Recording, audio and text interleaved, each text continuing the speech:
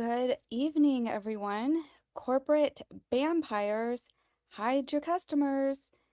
And it reminds me of, remember the hide your wife, hide your kids, hide your husbands, because they're getting everyone out here, or whatever that meme was. That's what this reminds me of. Because corporate has a 12-step plan for their new PR to redeem themselves, try to like save their brand that's already 6 feet under, going after, which includes going after pretty much exploiting every demographic out there, it seems like. So we're going to go over all of that. And hello, and Miss Rose Investigate says that image isn't correct. Ammon does not have a mustache. Yeah, that's what I heard. And I saw something funny where it said that, like, did they take his mustache and turn it into eyebrows? But, like, I had to make vampire picture, and this is what I came up with. So I hope everyone is doing well. We're gonna just, well, actually, right before we get right into it, right, like, not that long, I don't know, it was like 30 minutes ago, right before I was starting, someone left a notice like on my door, so I went to go get it. Ozzy was sleeping on the other side of the room, and I opened the door, and he literally, like, he must have like flown like right past me, runs outside. I just had surgery on my hip. I was running after him. Oh my God. Like hobbling, running, but I'm sure whatever I did was not good. I had to chase him like on the grass. Finally got him. I was so scared he would get attacked by coyotes again. He's insane. This chat cat, he's insane. Now he's sitting next to me. He probably knows that that was not very good. Anyways, just so crazy, but we're so happy to be here. So let's get right into this. And also, speaking of vampires, he is my favorite vampire. He's a vampire kitty. So when I say vampires, I'm not saying that they're bad, but I'm just saying that they want to suck the blood of everyone else to try to save them from their own failures. And it's really bad. So we're going to get into all of that. Oh, the very first thing, whatever, this doesn't even fit with the whole topic, but finally Blake Lively said, or her case, the Judge Lyman Poundcake, finally ruled on fees. She asked for 8 million, she got 400,000. So I'm finally glad that's over. I started my channel with her, so I had to say something about it. And honestly, my post on X about it, I feel like, because I was like, Judge Lyman never disappoints. And I was just annoyed that he gave her anything, but this is still a joke. She got like 5% of what she asked for. And she, by exploiting a law that is called, it's a 47.1, it's a law that was meant for survivors, which she is not. And in my opinion, she should have gotten like maybe nothing. I think her lawyer should have gotten sanctions. They some of the worst legal performances from lawyers I've ever seen. What they did evidence laundering with sham lawsuits, sham subpoenas. They subpoenaed content creators. I mean, it was a mess. So I'm just glad it's finally over. And the joke's on her because 400, she literally destroyed her entire reputation, exposed all the toxic people that have enabled her and Ryan Reynolds. And what did she get for it? $400,000. And her legal bill is going to be well over like a few $1,000,000. So joke is on her. So speaking of new filings, so we did get a new filing, and I'm going to pull it open right here. It looks like they finally removed Mansell from, or they filed a motion to remove Mansell from the case. This was part of the settlement. And it says joint motion and stipulation regarding entry of permanent injunction and dismissal with prejudice. With prejudice, yay! That means that they can't refile anything against him.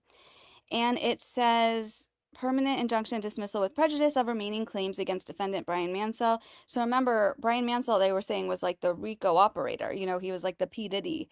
Remember P. Diddy was accused of RICO? So, okay, so plaintiff, BAM Franchising Inc., Ammon McNeff, Matthew McNeff, Josh Johnson, Brandon Best, Baker Bricks, LLC, and Salem Baker Bricks, Inc., plaintiffs on the one hand and defendant Brian Mansell on the other hand, jointly stipulate and hereby move for the entry of a permanent injunction and for an order of dismissal with prejudice respecting plaintiffs' remaining claims against Mansell. So, relief requested pursuant to a lengthy mediation and without admitting any fault, liability, or wrongdoing of any kind relating to the underlying disputes plaintiffs and Mansell have informally reached and entered into an August 16, 2026 settlement, assignment of claims, and mutual general release agreement whereby they have finally settled and resolved any and all disputes and claims between plaintiffs and Mansells. Yeah, because they sued their victim. Accordingly, and pursuant to the parties' settlement agreement, plaintiffs and Mansell jointly stipulate and move the court for entry of a permanent injunction in the form attached as Exhibit A, regarding which the court will retain continuing and exclusive jurisdiction. Plaintiffs and Mansell also stipulate and move the court for entry of an order of dismissal with prejudice of plaintiffs' remaining claims against Mansell in the form attached as Exhibit B. Plaintiffs' claims against co-defendants other than Mansell are expressly reserved, and nothing in the permanent injunction or order of dismissal shall be construed as to affect any of such reserved claims. Each of the plaintiffs and Mansell shall be responsible for their own attorney's fees and costs. So this was, dated today. And let's see. So Exhibit A, this was the injunction order regarding Mansell. So, okay, permanently restrained and enjoined from making, transmitting. Okay. So this is all the stuff from before. So basically they still can't, he still can't, whatever, threaten each other, do whatever. All this stuff is, okay, so that's all from before. What's the other one? This is the order of dismissal with prejudice regarding, yeah, okay. So the joint motion and stipulation regarding entry of permanent injunction and dismissal with prejudice of remaining claims against defendant Brian Mansell came on regularly for consideration and disposition of the court.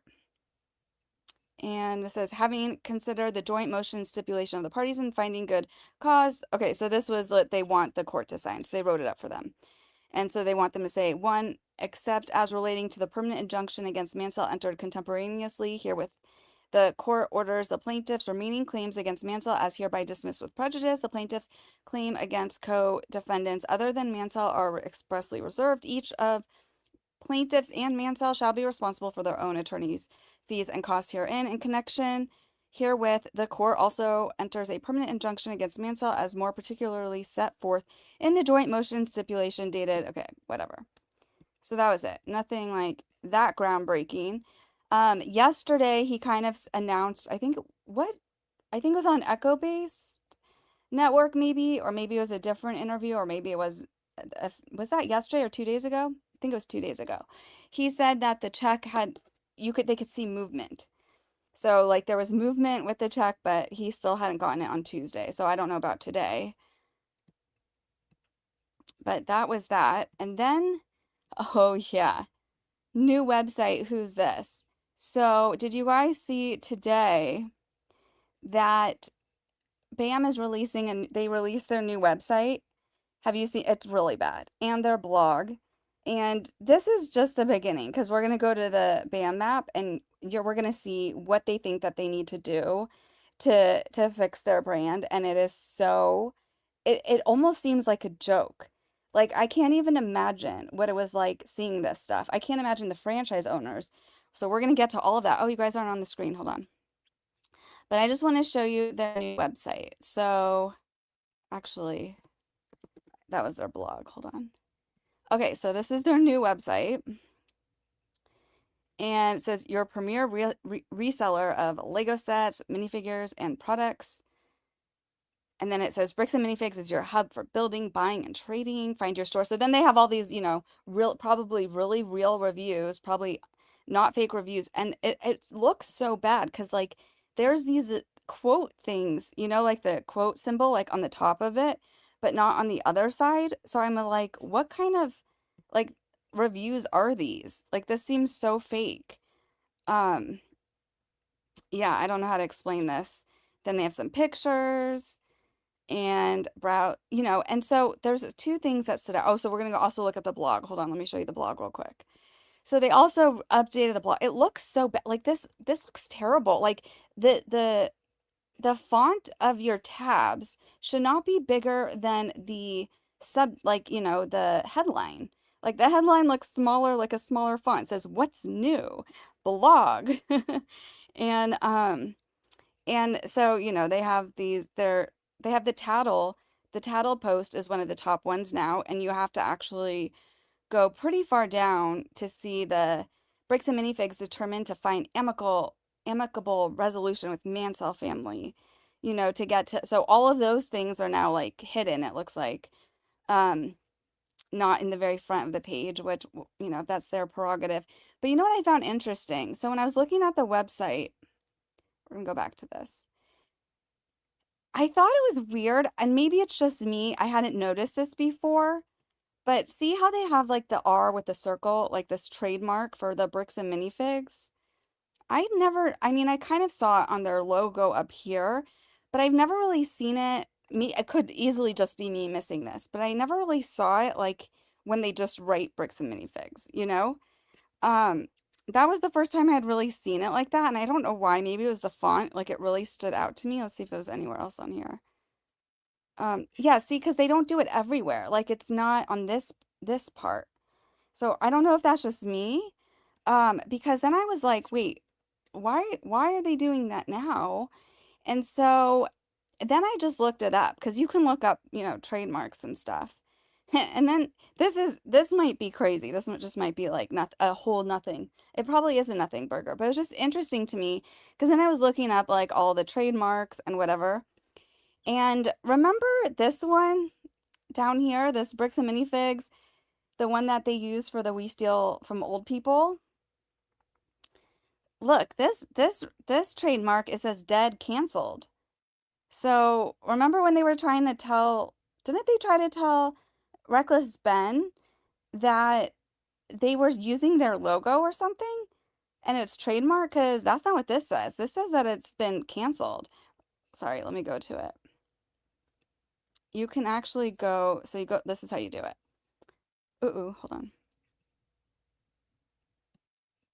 So see, it says the registration date, and then down here, look, it's dead, registration canceled, invalid. So, I don't know. I just think that the we steal from old people shouldn't have to worry because it looks like that one is not applicable anymore. But I just thought the whole thing was kind of strange. And then there was something else funny I found in one of them. Hold on.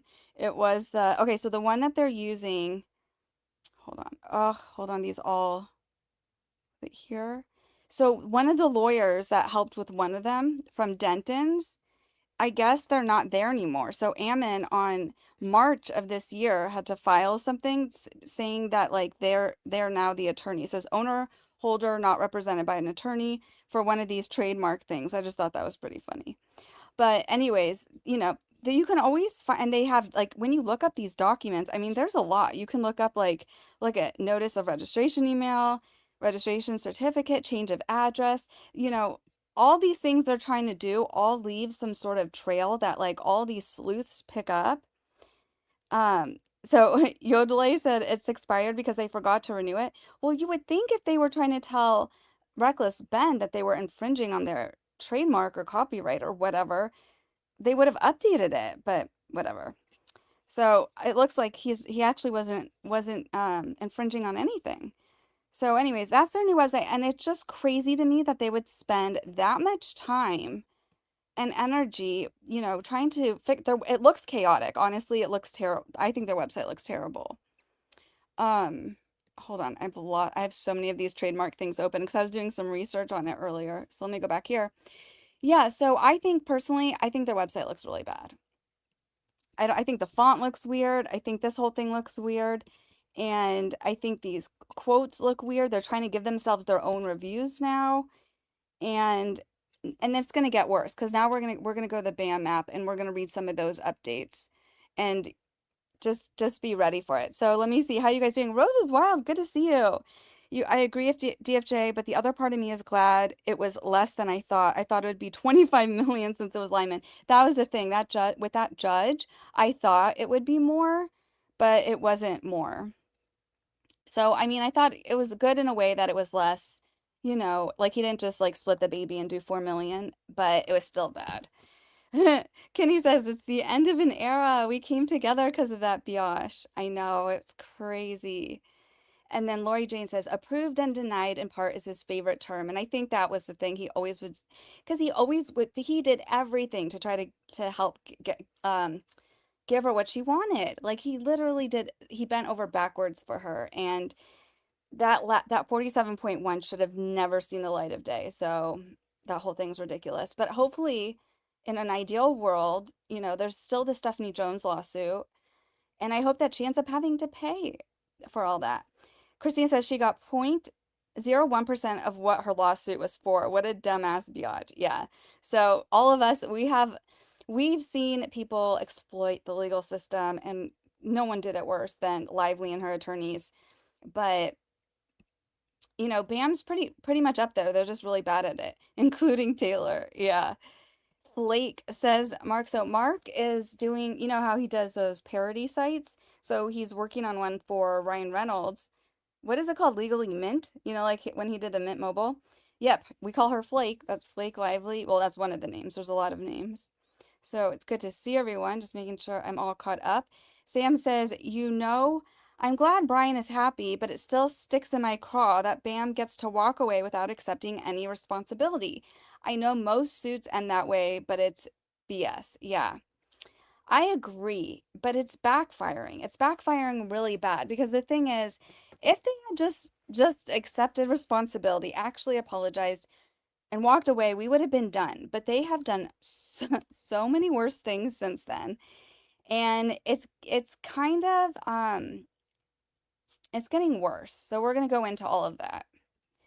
So, hello. Hi, Mary. How are you? She says, hi, everyone. Can't stay because I'm at the beach with my friends and their families, but want to say hi. Well, we say hi. Justice for Tattle. Yeah. So, okay. And then Spirit Warrior says, great opening picture on the vampires that was mentioned recently. Yes, and actually, I need to give credit. I think it was Oz from Drone or something. Oz via Drone. Do you guys know who that is? Or Oz by Drone, I think. I think he was the one I first heard say it. And so I was like, nailed it. So I should really give them credit. Ammon wears tampons in his butt, probably. Okay, so yeah, it expired because they forgot to renew it. It says, I'm working, so if I miss someone talking to me, that is why, says Kinney. She's working, she's away from the keyboard, but she's listening and she's giving us her positive energy. And if she has something snarky to say, she will come in and say it. Hey, Pam, good to see you. Hey, Gelf. So we're going to get right into this. And then, oh, Craig says, I work in marketing and have built and managed many websites for large companies, so a bit of an expert here. This site was not built by a developer, has all the signs of a marketing director build. It looks so bad. It looks so chaotic. I mean, it's hard to follow. And even the blog, it's such an eyesore. It cannot be that hard. So it says, what did they say this time, DFJ? Wait, who? Oh, yes, and thank you for the super chat. Rose investigates. We missed you last stream, so we're gonna go to the BAM app because they've had so many things breaking that I was like, we need to kind of talk about this today because if anything else breaks tomorrow, like I'll be too far behind to discuss any of it. So, okay, so we have to go really far down here. Here. So this was from yesterday. So they are doing this hashtag we give to old people. BAM's plan to turn the people it's accused of taking from into search results. So they're basically trying to manipulate the SEO, the search engine optimization, you know, to cover all the really bad press about them. And it says BAM's crisis PR firm wrote the plan down. 12 human interest story angles, a veteran in PTSD recovery, a foster child, grandparents, a child with autism, the grown child of a parent who died and sold the Lego to BAM. All of it engineered in the plan's own words so that, quote, every placement a search result. The subjects are the exact people BAM is accused of taking from at its buy counter. The people ordered to go find them are the franchisees. Here's the whole thing.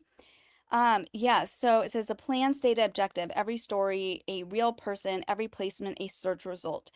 And it says coverage engineers to rank. Its anchor campaign is the elderly hashtag we give to old people, hashtag we love old people. Its sharpest angle is heirs who, quote, sold their Lego to BAM after, quote, a parent passed away.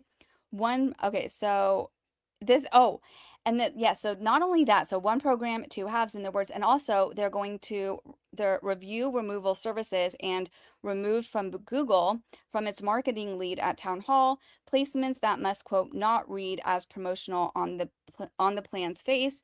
The list of people to celebrate is a map of the people the enterprise fears being caught taking from. So this is crazy. So basically, I guess that BAM had this like franchise town hall they do.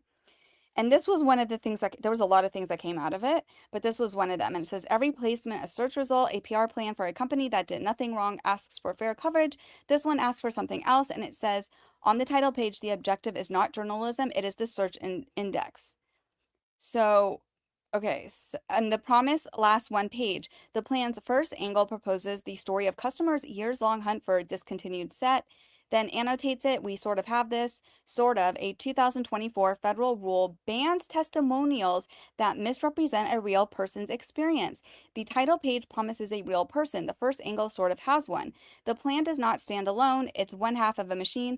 BAM described the other half to its own franchisees at its Q3 town hall this week. Its marketing lead in their own words. So their marketing lead, this one, we call her Octomom because she filed a privacy complaint against my video about her.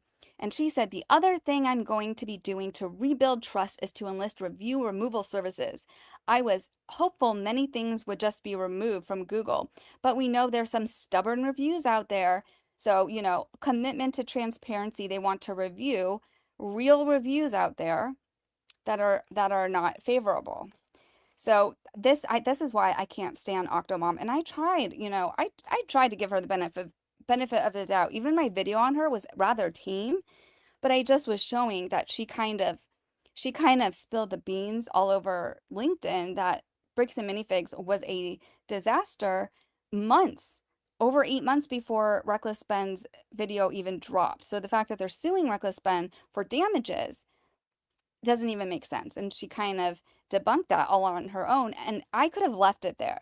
I did leave it there, but then she filed a privacy complaint. So then I went a little further and I've still been like, I don't think she's the worst of them. So I had like, pump my brakes on her. There's a lot of other things going on in this case. But then she comes back and decides to do one of the worst things I've ever seen in PR. So it says, okay, so the deleting half stopped being a gray area in October 2024 when the FTC's rule on consumer reviews took effect. Getting fake or defamatory reviews taken down is legal. Suppressing genuine ones with baseless claims is a federal violation at up to $53,000 each. Which kind the stubborn reviews are and how they come down is now the entire question. A company that only wanted fair coverage would need neither half. And so the people in the plan are the people in the accusation. Okay, so this is really disgusting. So basically they have 12 things they want to target. So they're asking franchisees to exploit their customers to help make a storyline that they can make these fake stories about and put it out on social media and feed it to the press to try to redeem their brand. And it's so staged, it's so disgusting. It's not going to help. But it's so here. So let's just get into it. So for example, all right, so we love old people. So this was for Grandparents' Day. So this is the anchor event. The accusation that built this entire record is that BAM takes from old people. Remember, it steals from old people. Its counter pays them at least where they can least tell what a collection is worth. BAM's own lawsuit quotes the charge, calling the words thieves who steal from old people part of the scheme against it. The plan's answer is a hashtag that says the opposite. Then it goes further. Angle 10 does not pick a sympathetic subject. It picks the it picks the transaction. And so this is their storyline. A parent passed away and their adult kids sold their Lego to BAM, the most natural and powerful kind of brand placement possible. And so then they say this is an estate sale. A grieving family carries a dead parent's collection, does not know what it's worth, takes what the counter offers. It is the exact intake this site has documented as the most exposed to underpayment in the operations manual and in the consignment claim at the center of the case. So yeah, I mean, this is really bad. Then read the rest of the list. Veterans, foster child, autistic kids, the bereaved, women in a hobby that pushed them out. Every one of them a person the enterprise stands accused of exploiting, recast as someone it loves. The list of who to celebrate is the list of who it fears being caught taking from. And then it says corporate's problem, the franchisee's job. So they're putting this on their franchisees. So that's why I was like, hide your customers. And this says, we need to tap all stores to see where the sincere heartstrings can be pulled. I mean, this is disgusting. They want to redeem themselves. This is like the worst way to do it. The best way to do it would have been to just apologize, and actually pay them and pay the Mansells back before they put out a joint statement saying that they had already been paid back. I mean, that was the biggest, fumble of them all, because then they already look stupid. They already look like they're lying. How are they supposed to be credible when they act like the most uncredible people? Their first statement after this mess is a lie, really. Um, so sincerity in that sentence is a resource to be located and pulled. The firm keeps the clean end, angle after angle, the line is the same. Franchisee provides context, not the interview subject. We approach through franchisees who know them. Franchisees make the introduction, the owner spends the trust, the firm banks the result. When it curdles, the neighbor stops trusting the owner who asked, not the firm that wrote the ask. Corporate needs the vulnerable people. It made sure not to be the ones caught looking for them. And then it said, this is not a promotional story. The plan writes down the part most PR keeps quiet. The ad must not look like an ad. And then this says, quote, this is not a promotional story. It's about a person. BAM appears because it's where they found the sets and the community. That's the best kind of brand placement. So like this is a problem because, so for example, like with Instagram, or even actually I think with YouTube, and what are the other ones? Like TikTok, when someone's promoting a product. And I think, didn't this kind of start with Kim Kardashian? Like, if they're promoting a product, they have to do like hashtag ad, or they have to disclose that they were paid to promote that product. Because you're not supposed to lie. And so what they're doing is like the exact opposite. I think BAM just wants to get sued to death or something, or fined to death. I don't know. But this is a disaster. Um, Yeah, so it says the law's line here is disclosure. When an advertiser pays for or shapes content and the public is not told, that is what the FTC's endorsement and native advertising rules exist to catch. And the FTC's guidance is explicit that a true story does not cure a hidden source. What this plan optimizes for, page after page, is the exact appearance those rules protect. Coverage that looks like no one paid, no one scripted, no one placed. The plan even promises it of the foster child. The story works because it is, quote, specific, small, and true. It is not a program. It is not a press release. So it is written in the program, scrub the reviews, plant the features, hide the hand, one strategy, and they wrote it down. So this is the plan in full, okay? And it says Angle 9 states the underlining goal out loud. The profile should cast the franchisee as a community figure rather than a chain operator. So the independently owned, not a chain image, BAM's disclosure documents promise becomes here a thing to be produced on demand. Angle 6 gives the same order for the brand. The foster child story positions BAM as a community institution, not a retail chain. So there's 12 angles, their dates, their parentheticals, and their typos. Nothing added, nothing removed, nothing summarized. So this is literally all of them here. And it's disgusting. So yeah, so they have the hunt. So this customer who's searching for a specific discontinued set, they find it at BAM. And like, this is crazy. One franchisee with a compelling customer hunt story. NRPR interviews the customer 30 minutes. We write the piece. So I did a breakdown on NRPR a while back. I don't know if any of you remember it. And I said what I said, and I stand by what I said. And I said there was a lot of questionable things there, and I find it questionable. A company that isn't seems to need professional life support would choose such a company, but that's not neither here or there. Remember when we watched the Clutch Power Pod interview of Ammon McNeff? In the very beginning of the full interview, we hear that what is it? We hear that Nicole from NRPR speaking, and she had that very high-pitched voice, remember? And yeah, that was her. That is who is running this thing, it looks like. So Grandparents' Day, 3 generations in one store, one afternoon, one Lego set, a visual and emotional story about what gets passed down. And it said, yeah, so it says we pitch it both as a franchise-wide movement and with store-specific event details per market. Hashtag we give to old people. Hashtag we love old people. NRPR to draft media alert skeleton for franchisees to use in their markets.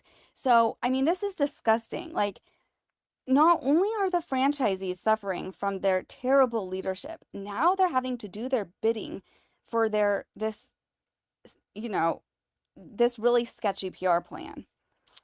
And it says franchise-wide event commitment on September 13th, one media anchor store per metro willing to host and be photographed. We should decide on pushing this forward no later than August 1st, question mark. So they've been working on this a while. Then they're going to exploit veterans. Oh, a veteran who uses Lego building as part of their PTSD recovery and found a store that feels like community. And I saw someone, I forgot who it was. I think maybe it was Rachel or maybe Amy said, what are they going to do? Show their medical records that they have PTSD? I mean, this is so creepy. Why are you exploiting a veteran? Um, I hate this. Like, this really disgusts me.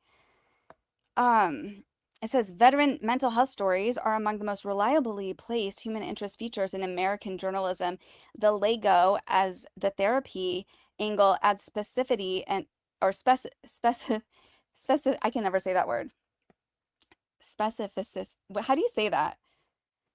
Specificity. I can't say it. And visual interest. This is not a promotional story. It's about a person. BAM appears because it's where they found the sets and the community. That's the best kind of brand placement. And it says, one veteran willing to be profiled. We approach through franchisee who knows them. Full consent process led by NRPR. Franchisee provides context, not the interview subject. Okay, Rose Investigate's going to help me out. How do I say this? Okay, specificity. I can't say it. I cannot say it. There's some words I just can't say. Specificity. I can't say it. And sometimes there's just things I can't say. Okay. Individual store owner highlights. So yeah, okay, so whatever. I don't care about this. Okay, so the female collector. Okay, this one's really sick. The foster child gift. One store owner who quietly gave a Lego set to a child in the foster system told through the child's reaction in the family story. This one makes me sick. Like, they all do. But this is really disgusting because a child who's in the foster system to begin with, they're already having a rough time, okay? And now you're going to exploit them. And the family's gonna love it. To be honest, I mean, there's some good people. There's some good families in the foster system, okay? There's a lot of not good families. So a lot of families, foster families, will do it because they get money from the government to have these extra kids. And that's why there's a lot of problems in the foster system. So, of course, they're going to love this PR stunt. But is the kid? So, this is crazy. So the store owner who quietly gave a Lego set to a child in the foster system told through the child's reaction and the family story. This story works because it is specific, small, and true. It is not a program. It is not a press release. It is one act of generosity by a store owner told from the perspective of the family it mattered to. Do not use this word again. I'm not even saying it. That is what gets placed and what gets shared. It also positions BAM as a community institution, not a retail chain. And it says one store owner who has done something like this or would, family consent handled entirely by NRPR with sensitivity. This is already not sensitive. The store is background. The child and family are the story. Legal review of consent language before we approach any family.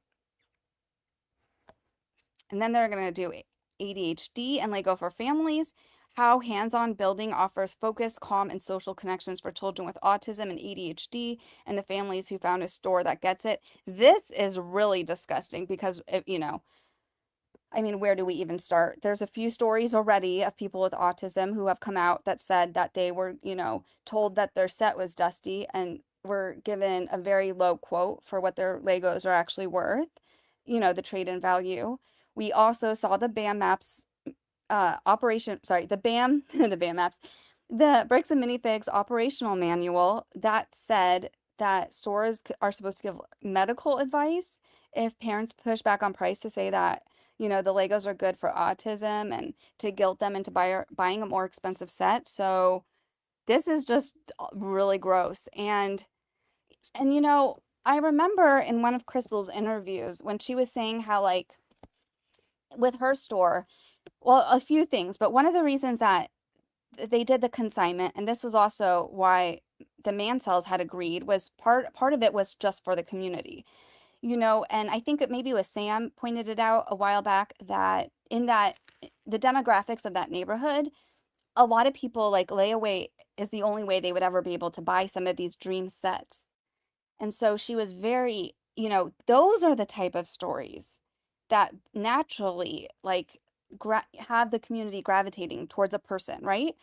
And that's I think why like she did so well at her store. You know, she did Make-A-Wish Foundation, or the Make-A-Wish Foundation would sometimes ask, you know, for a birthday party or something, and she would do it.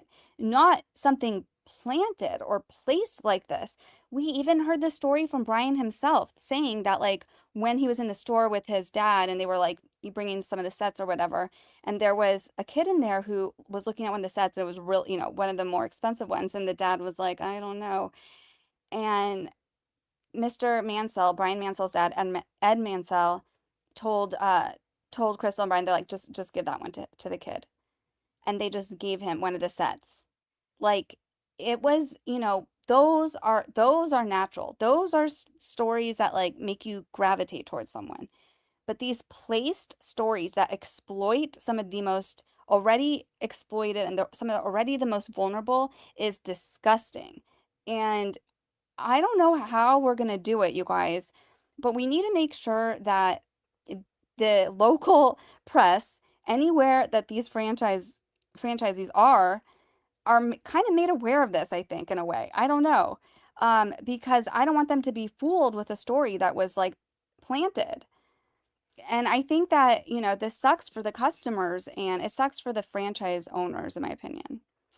And then it gets worse. The lost story, someone like a customer who lost their collection in a house fire, divorce, or cross-country move and rebuilt it set by set through BAM. Just, you know, it's really bad.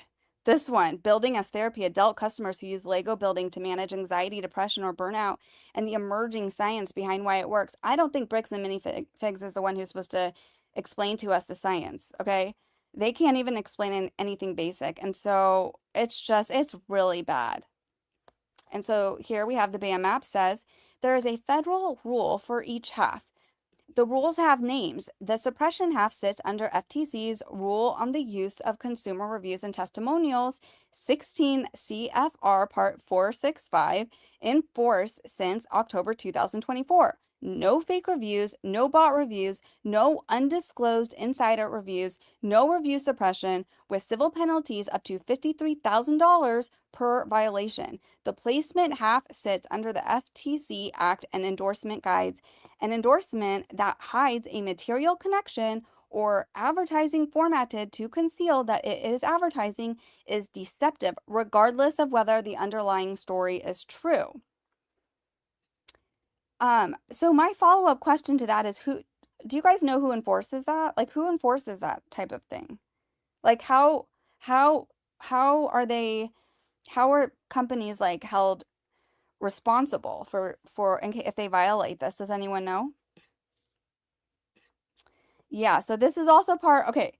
So the pairing is not a reading of the record, it is the record. The removal service announced at BAM's own town hall is not promotional design written in its own plan.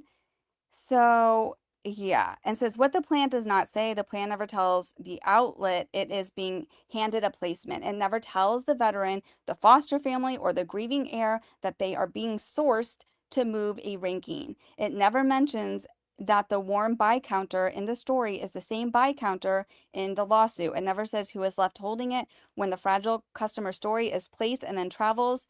It plans for consent 3 times and for disclosure never. The word does not appear in the document, and disclosure is the one thing the federal rules ask for. Those silences are the part that only works unspoken. So it says September 13th. The plan runs on a calendar. So yeah, its anchor event is Grandparents' Day, and that's September 13th. Which is ironic because they're their response to Chrystal's RICO lawsuit is due September 4th, which they could always file an extension, and I feel like they probably will. Um, because I can't imagine that that would help with this whole plan here. But wow, right? So this was one of the things I was like, I got to share this with you all because this is crazy to me. How are you guys doing? I'm gonna check back in with the chat.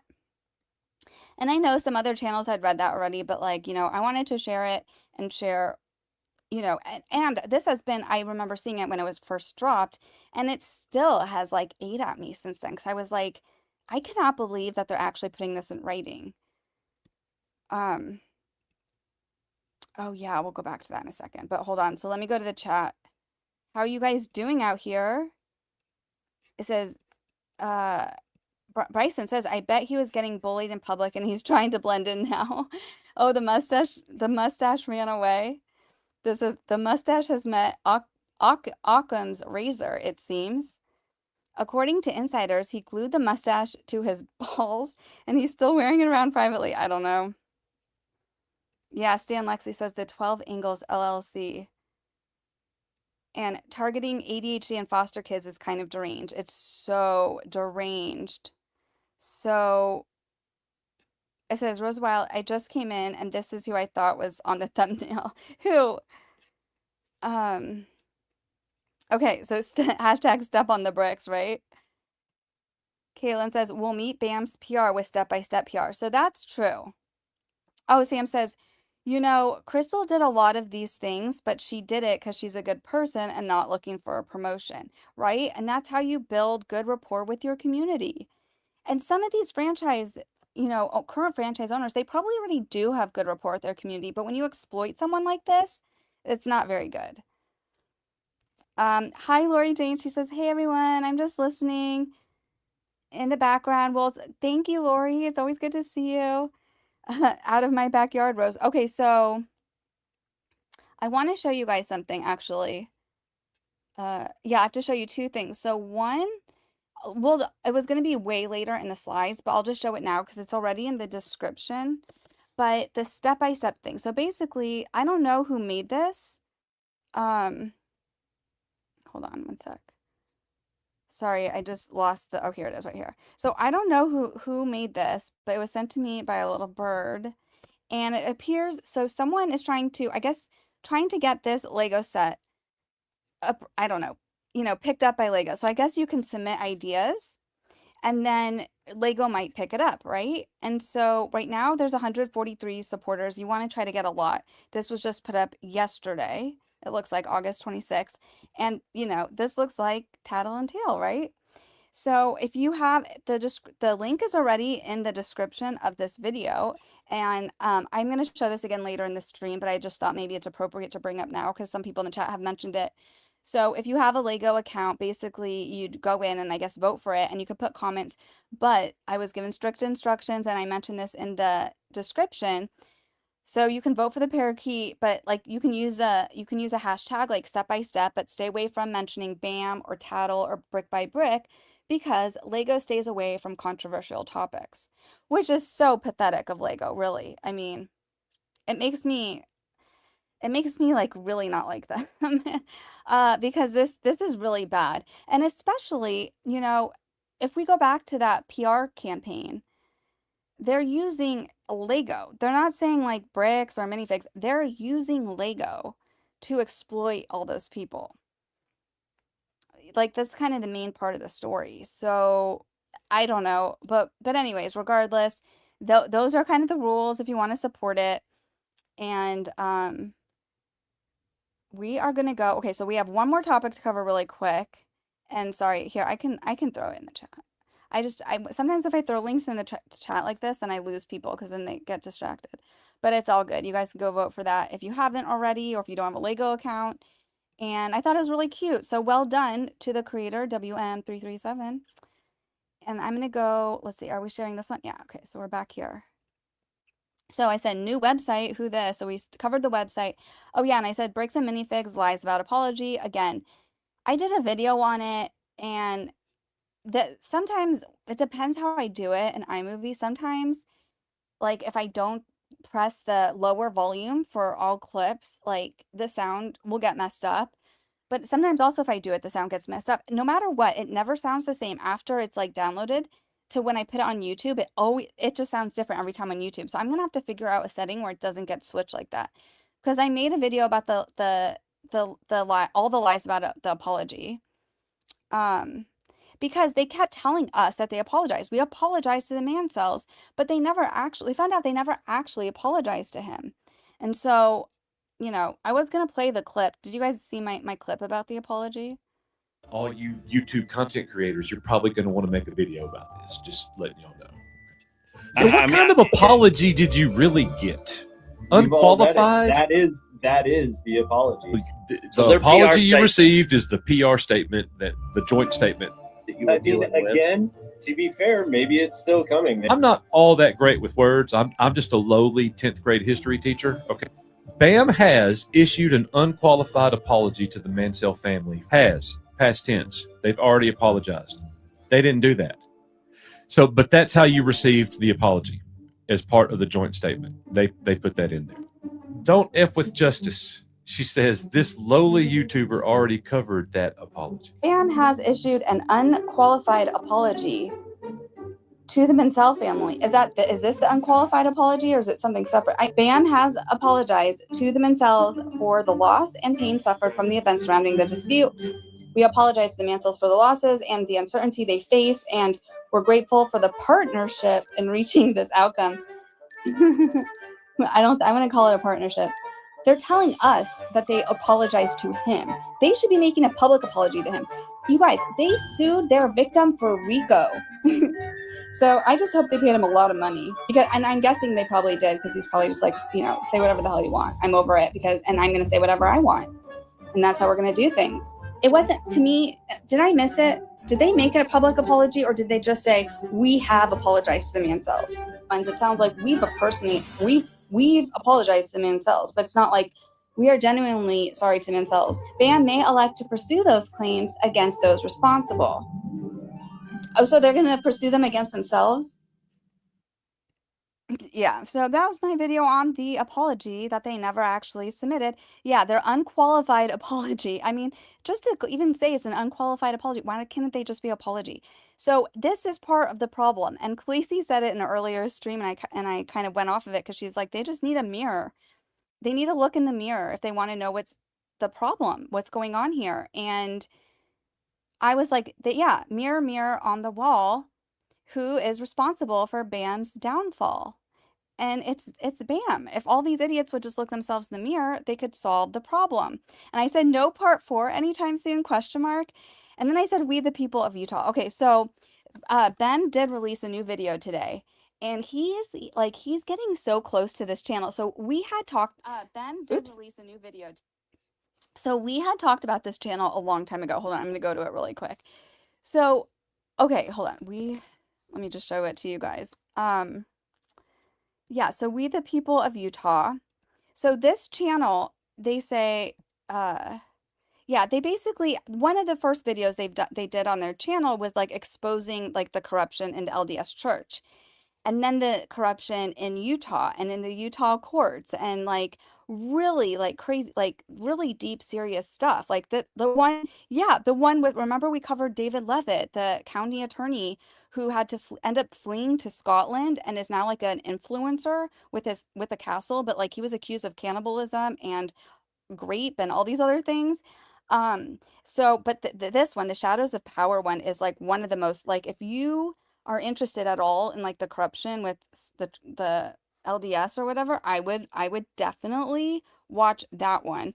But then they also did this other really interesting one that just came out. It was about the LDS abuse hotline, because like the church said that they were going to try to, help these LDS, like people abuse within the church with this hotline. But then you find out like their lawyers of the church have what they said to do with this hotline and how to basically protect the predators. I mean, it is crazy stuff.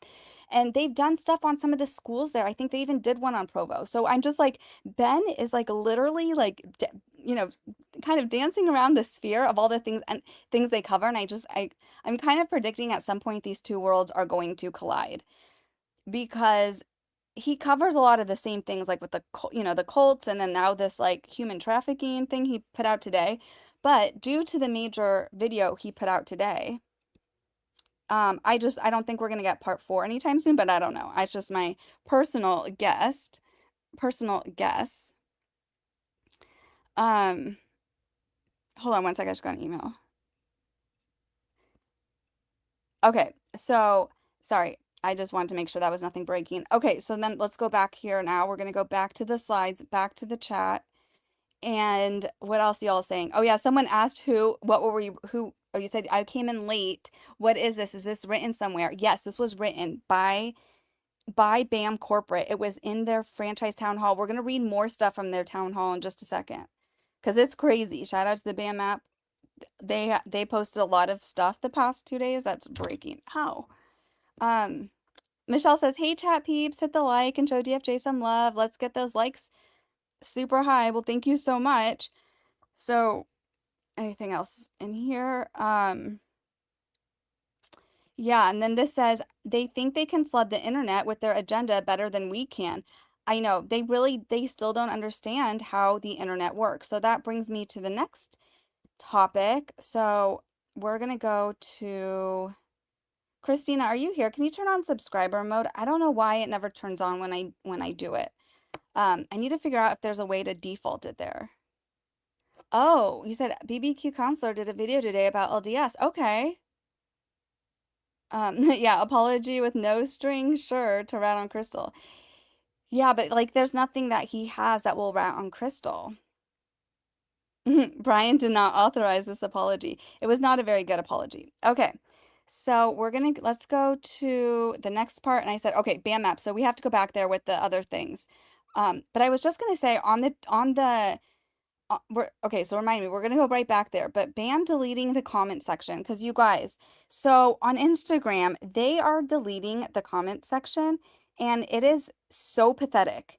It is so bad, and it's to the point where it's like, if you gotta still close the comments at this point, like you've done something wrong. Like you could just leave them open and not respond. But the thing is, they don't want that in the SEO. Like they were responding initially because they were trying to like mess with the SEO, right? They were trying to just like flood the zone with the AI slop responses. But then you have what they're doing now, and this is that they keep making posts and they keep getting responses. So all of these posts they have now, you'll see, it'll say like 20 comments, but if you go to it, there's no comments. Like, and so here's one of the main ones. So this was with the one about the clock, and the only comment that's been left there is the one from Octomom, the marketing manager. And so the fact that she has to go on to this and comment so that there's at least one legit comment is so embarrassing. And that's why all this other stuff they're doing is not going to work. They need to look in the mirror because that's the problem. And that's how you fix the problem. You stop lying to people, you stop charading and trying to do all these other things, you fix the actual problem. And so I said, pretty pathetic commitment to transparency by deleting the comment section. The only comment up is from the BAM marketing director. What did you do with Tattle the bird? And why are there 3 different stories out there from BAM? And this keeps happening. And so here was the one with the clock. And I told them, I have screenshots of the comment section to show how much you're deleting comments, especially about Tattle the bird. This will backfire. Stay tuned for the deletion reveal video. BAM sucks. And why do I care? I just care because this is pathetic. This is so pathetic. And it's because they're doing this like they're doing this when people are asking questions and about Tattle. It's like if there was nothing wrong, then just answer. Just be like, here he is. Get their story straight. And so if they can't answer the question about the bird, they look really bad. This was funny. This person said a cuckoo clock would have been cool because it's a picture of some Lego something clock contest winners. And they said a cuckoo clock would have been cool. Speaking of birds, where is it? Yeah, just really bad. And I had more examples in here. I said, oh, this one. So then they did a post for about dog lovers with a Lego dog or something. And I said, BAM isn't a bird lover though, because you guys won't come clean about what you did to Tattle the bird. You keep deleting the comments. And then this one was like a backpack. And then, so I said, did you put Tattle in this backpack when you threw away his cage? I mean, they've deleted all of these, but I'm just showing you, like, it looks really bad. Yeah, and I said, why are you all deleting questions about Tattle? It's so shady. And I'm surprised at this point they haven't blocked me, but that would probably look even worse. Or, I said maybe they're trying to like rope me into somehow this like RICO lawsuit, and they're gonna say I was like paid by a YouTuber or something. But I'm gonna go to their Insta right now just so you guys can see this live. So we're gonna go to, and this was the other thing that's really weird. Okay, so I'm gonna share this. So like, can you guys see this right here? So like, it will tell me like 58 other blah blah blah and 58 others liked your comment, but when I go to the comment, it will still only show me 4 likes. I don't know. So I don't know if that means it's hidden or what it means, but so when we go to their Instagram, so like they said like new website. Oh, mine's up there. I said it's chaotic and doesn't tell us where Tattle is. But okay, so that one doesn't have, and their website's really bad. They did this one for Dolly Parton. Look, all the comments are gone. This one with the dog, all the comments are gone.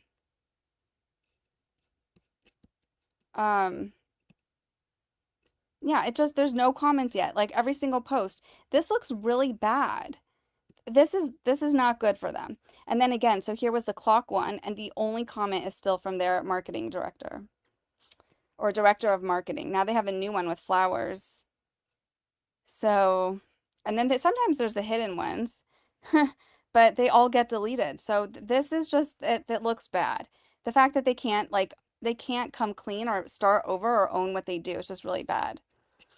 So I'm going to go back to the BAM map now because there's more stuff.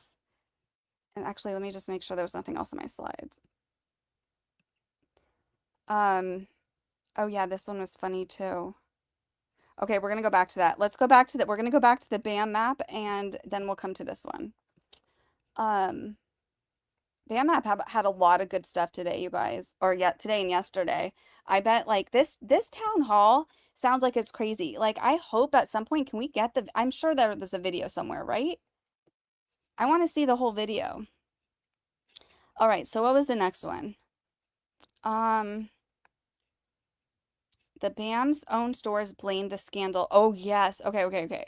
Wait, rebuild trust, rebuild traffic. Oh, yeah, their 60-day plan. Okay. Oh, and then they ban. Okay, so this one's really bad too. So BAM told its franchisees not to organize, and it shadow banned at least 8 of them from its Slack. So do you guys remember there was going to be the BAM, what was it? The union for the BAM? Yeah, right here. The Independent Association. So IABAMF, Independent Association of Bricks and Minifigs F, whatever that is, franchise, whatever, to represent themselves to the franchisor, right? And BAM's leadership forbade it, telling the network that IABAMF may not be promoted, organized, recruited for, or discussed in company channels.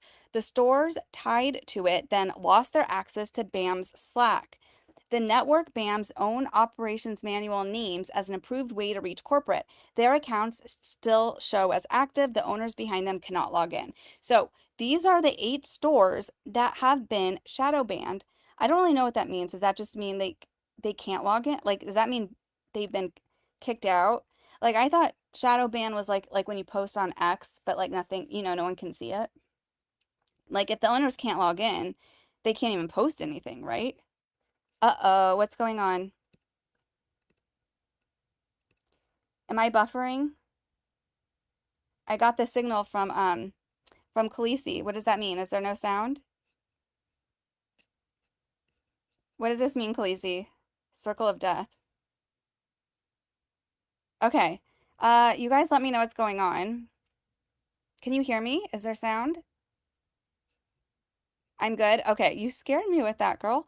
Okay. All right, good. You guys hear me? Oh, yes. Thank you for this reminder. The Fork City Council days 2 days ago that was so good. You guys, we have to show that. I cannot forget. All right, let me just pull that up. I'm going to pull that up here. It was, American Fork City. Okay, so we're going to go to that in just a second. I have that pulled up, and I'm going to actually throw this in a slide so I do not forget it. Thank you for the reminder. Sometimes I forget things. Okay. And then I have to reshare this. Uh-oh. We'll just go back to it when I'm there. Okay, so we're back on the BAM map.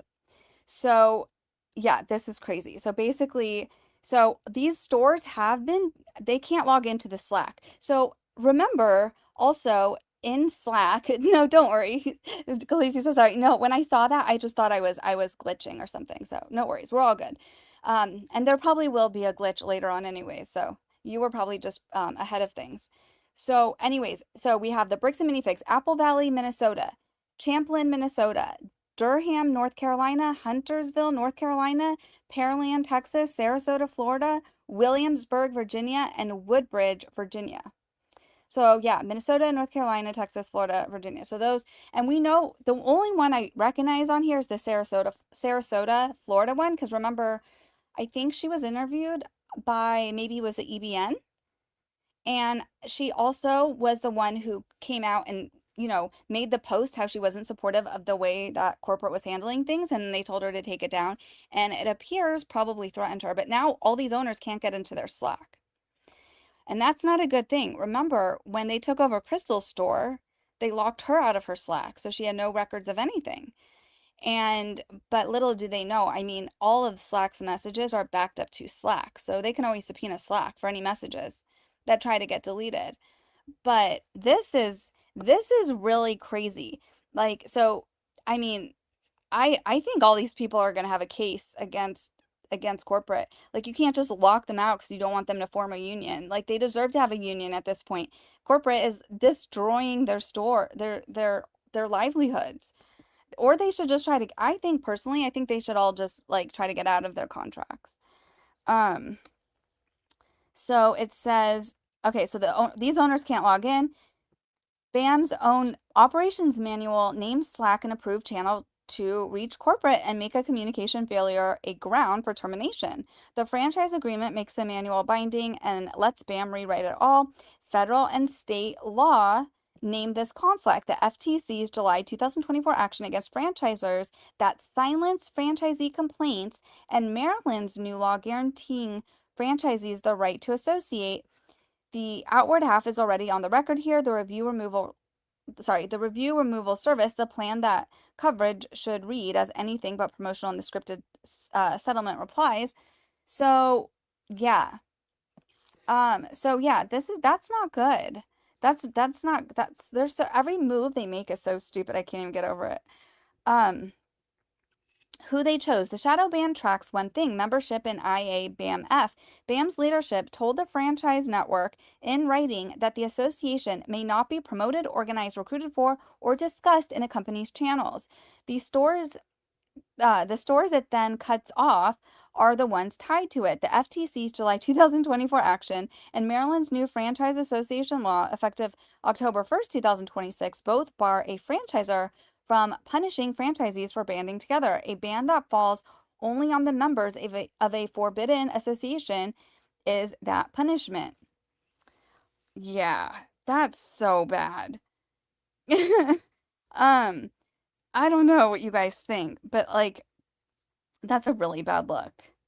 And I mean, I don't know. I'm not a franchise lawyer or anything, but I just feel like they all got to get out of there. If you're a franchise owner, like you need to cut ties with this group. They are like some of the dumbest people ever that are overseeing all these people's livelihoods, and it's so scary.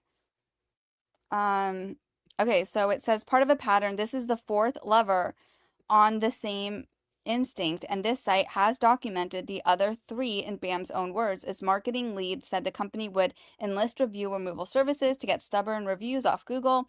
Its crisis PR plan, reproduced in full here, instructs the planted human interest coverage should not read as promotional so that every placement becomes a search result.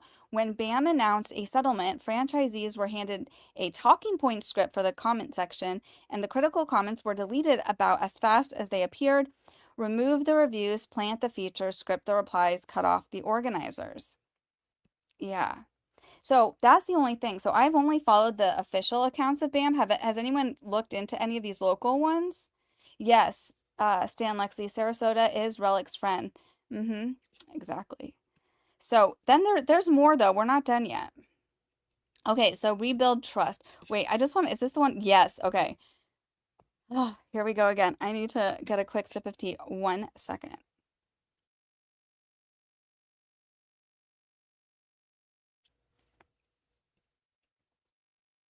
It said, is Josh named in any lawsuit? He is.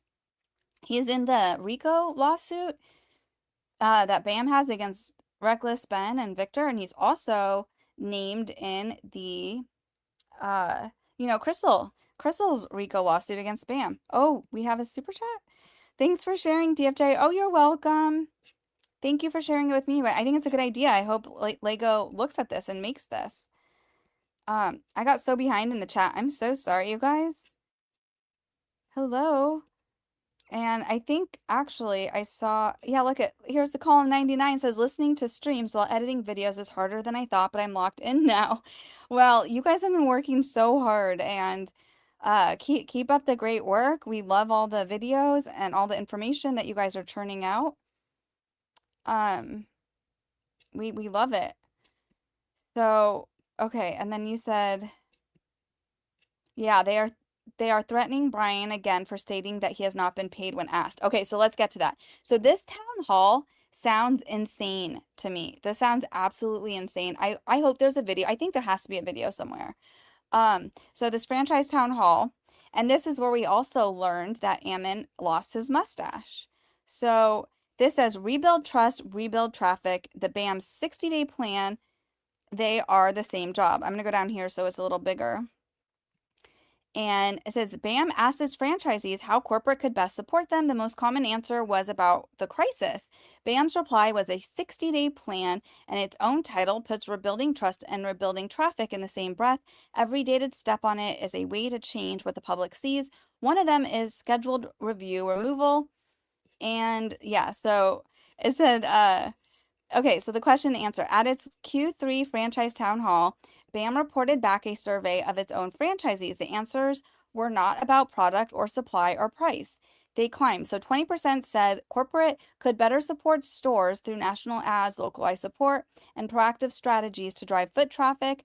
39% said corporate could better support stores by ending the reckless spend situation and building back trust with the community.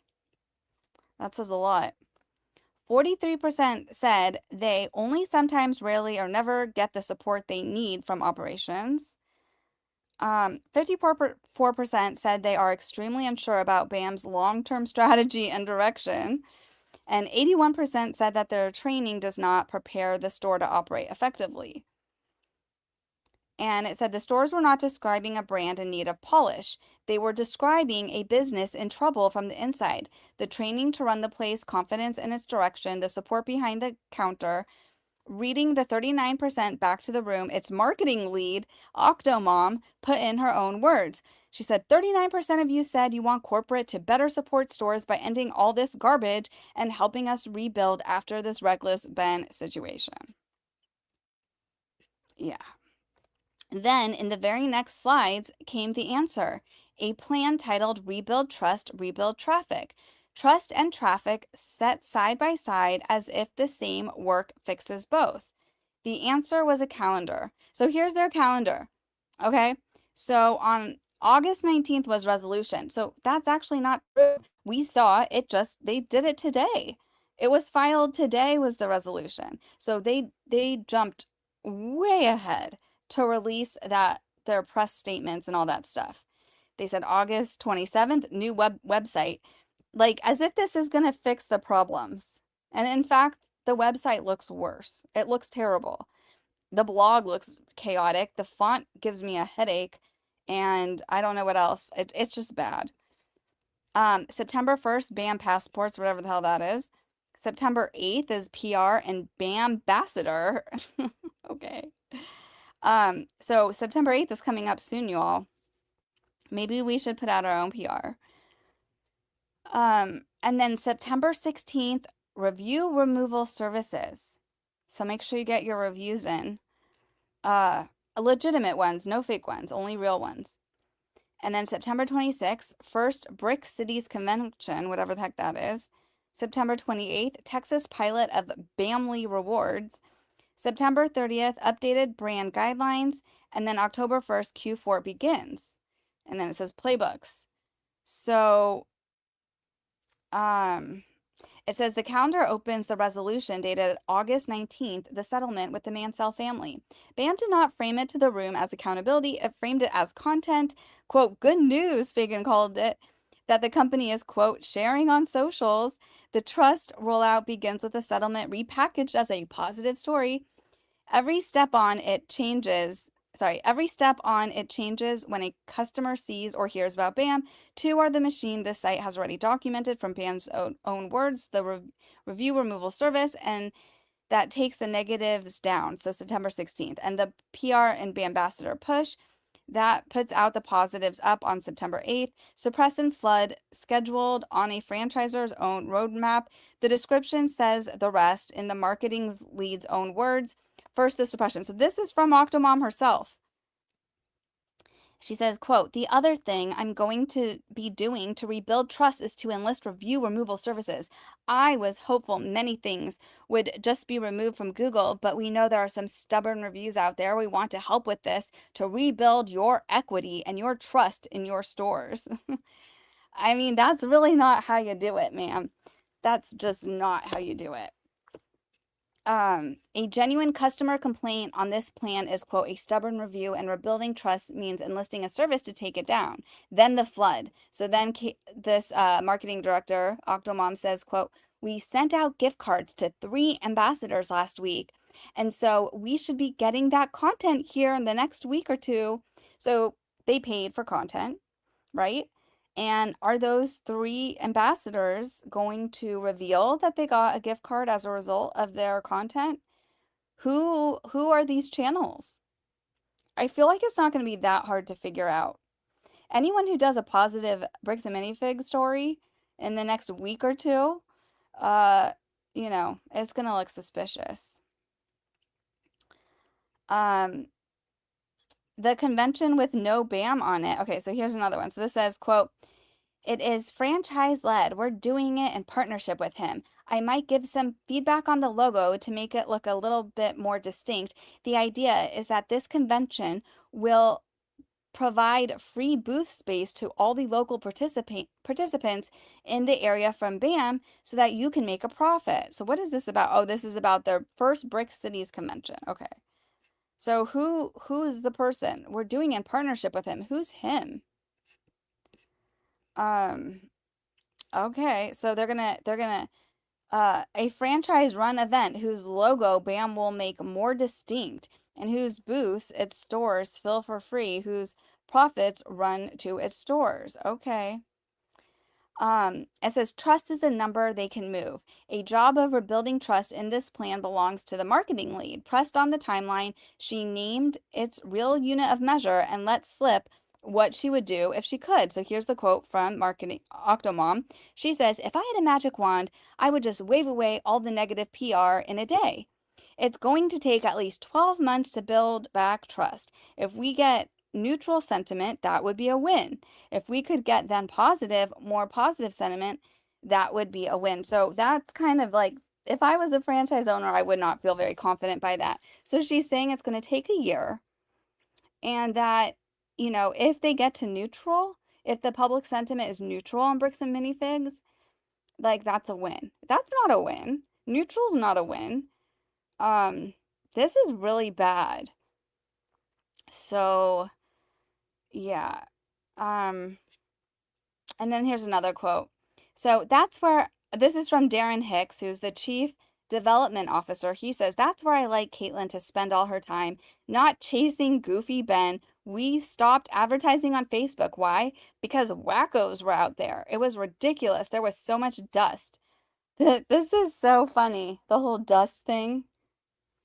Like the dust on the minifigs or on the bricks and minifigs if you take in a Lego set. I don't know.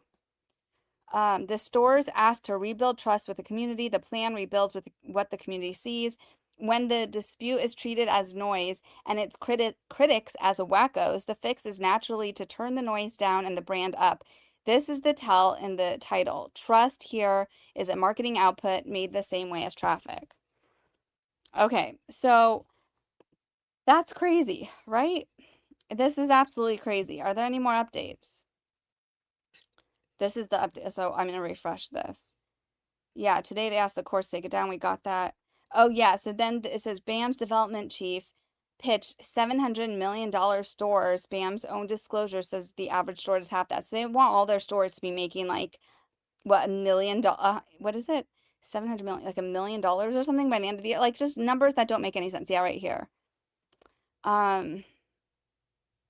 Oh yeah, BAM's chairman put the ban in writing. Discussion of the franchise association cannot be permitted on Slack. Oh my God. I mean, there's so much here. You guys, this town hall was crazy. And like all the information has kind of been slow dripped out. This is so bad too. I remember hearing this. I think I heard Les read this today. Yeah, here's a letter. In its one page addressed to the network, the signature is the chairman of the board's. BAM's franchise disclosure documents list the same Reed Brimhall as the chief financial officer in full. So this is from Reed Brimhall, chairman of the board, a message to the Franchise Owners Association. Franchise owners, I want to address the recent discussion regarding the Franchisee Owners Association, FOA, or IABAMF, and to let you all know that BAM Franchising Inc.'s legal counsel has made contact with representatives of the IABAMF, and we expect that communication to continue through those appropriate legal and professional channels. We believe a franchisees association can be a positive and constructive voice. When used properly, an association can help create clear communication, surface real concerns, and contribute to solutions that benefit the system as a whole. And we welcome the opportunity to build a productive relationship with any sincere organization that is genuinely committed to those goals. Because the organization currently refers to itself as IABAMF, is independent of BAM Franchising Inc., and because BAM has not endorsed, sponsored, recognized, or formally established any official standing with that organization, it would not be appropriate for BAM managed Slack channels to be used to promote, organize, recruit for, or conduct communications on behalf of IABAMF at this time. BAM's Slack Workplace is an official franchisor-managed communication platform, allowing an unaffiliated organization to operate, promote itself, or conduct businesses through BAM's public channels could reasonably create confusion or imply that BAM has endorsed, approved, or formally recognized that organization. That is not the case at this time. For that reason, until BAM has had the opportunity to better understand the organization, its representatives, its structure, and its stated purpose through the appropriate council-led communications, discussion, or promotion of IABAMF in BAM-managed public Slack channels cannot be permitted. It is not intended to prevent franchisees from communicating independently outside of BAM's official platforms. It is simply intended to protect the integrity of BAM's official communication channels and avoid any implication of endorsement or recognition before those issues have been properly addressed. So that's scary because, in my opinion, my translation of this is they're saying that their lawyers have reached out to the people who wanted to make a union and basically threatened them to shut up. They can't talk about it on the public channel. They're not going to be recognized by BAM, and that's pretty much it. Like, this is really scary, you guys. So, yeah. This is a quote of some law. It says, the state of Michigan prohibits certain unfair provisions. The provisions are void and cannot be enforced against you. A provision of the right of a franchisee to join an association of franchises. Yeah. I don't know what council that they are consulting with, but this seems like the wrong move here, in my opinion. I mean, it's crazy. You guys, it's so crazy. So what do you all think? High Seas Banditry says the town hall meetings are quarterly. If you go 3 months back from the most recent BAM town hall, you get the 4th week of May. Reckless Ben's Part 1 came out May 21st. That's interesting. So you mean that they've probably had a lot of town halls? Yeah, I agree, Christina. They don't want to fix the problem. It's like putting lipstick on a pig or whatever the saying is. Yeah. Spirit Warrior says all this stuff coming up in September makes me wonder of the PR Brian made whole and we apologize was nothing more than an early kickoff. Yeah, it's exactly what it is. Of their 12-step program. Sounds like addiction recovery program. That's what it sounds like. So, yeah, they're cooked. I don't know. What do you guys think? I mean, it's pretty bad, right? It'd be really bad for all this to get out there. And so I feel like a lot of people think that this whole saga's over, but in my opinion, it's not over. Sorry, I have to get something really quick. In my opinion, it's not over. This is bad. And so I just want to say we've seen this before. So Blake Lively, throughout her lawsuit, tried to redeem herself and her reputation with clearly planted stuff. And this is someone who has access to all the top mainstream media, all the tabloids. Her publicist, Leslie Sloan, is a maniac. And we actually saw the text where she basically told all these journalists, you better, you better put out this story about my client or you're not getting access to any of our other clients, stuff like that. So they're way ahead of the clowns over at BAM. And even her doing that, it just backfired even worse because it was flooding the zone with already a bad brand with what appears so not, natural and what seems fake. And that the public doesn't respond well to that. Oh my goodness. We have a super chat from Russ Coda says, $20 super chat, Justice for Tattle. Well, thank you so much for the very generous super chat. I really appreciate it. It definitely helps out the channel. This is, there's a lot that goes into all of this. So all the support really helps and it means a lot. And I agree, Justice for Tattle. And the fact that they can't get their story straight with Tattle. So we actually have I have one more thing to add. We now have a fourth story on record about what happened to Tattle. And that was going to be next. So actually we could just go there right now. Well, we were going to go into American Fork. That's right. Maybe we have to go back to that. So here was just more things on Tattle. Oh, hold on. Actually, I have to pull this up like this. 1 second. Uh-oh, that was not it. I don't know what I just did. Hold on 1 second. I'm going to share this tab instead. Let me see if I can fix this. What the heck? Okay. All right, I think this should work now. Oh yeah, so here was some other funny comments. So this was the Bricks and Minifigs on Facebook, and this says, wait. The Mansells haven't even been paid, nor the lawsuit dropped. Oh, kudos, BAM. Brilliant, just brilliant. And then BAM said, the agreement has been finalized and we're actively working to fulfill its terms. We committed to honoring the agreement exactly as it was reached. And then this person says, sounds like Kai McAllister wrote this. I thought that was so funny. So, okay, so we have to go to American Fork. I have that pulled up, but since you mentioned Tattle, I think we should go into Tattle first. So if you guys didn't see it this week, I released a video and it was a video to try to correct the record of everything that was wrong, like what MSM reported wrong due to all the statements that BAM put out there. And in the end of it, I revealed this photo that was provided by Chrystal, and kudos to Chrystal. Thank you for trusting me to share Tattle with everyone. This is Tattle and Tale. And so I showed in that one, and then I showed some of the comments that we got on the record. And then, Chris Reports Things had mentioned that there was actually, he's heard another story. So one of his sources, he's done a lot of work on this case and exposing things in this case. And he said that a former employee was told contemporaneously so basically someone told this employee, okay, someone from BAM, so, take it with a grain of salt, that Tattle was given to a customer who worked at a vet. So different story at time than now. So we now have four, if you can believe this, we now have 4 different quotes on record of what happened to Tattle. So we have Ammon McNeff, when he said the bird was taken to a no-kill shelter and hopefully it's now been rehomed. And then we got the response to me, the previous owner abandoned Tattle and we made sure he was taken care of in a credible shelter. And then we have the third one that we saw on Facebook where they said after being abandoned, he was found a credible and kind home, whatever the hell that's supposed to mean. And then now we have this fourth story from an employee who said that she was told that they gave him to a customer that works at a vet. But remember, they didn't take his cage. We still see the cage with the trash in Joshua Johnson's truck. And so these statements are crazy. And I just want to correct the record because I keep getting these comments. And I also see there's one person in particular on the Reddit who keeps repeating false information. So they keep trying to say, well, BAM was the owner. So technically BAM was the owner because it was bought with the card. No, it wasn't.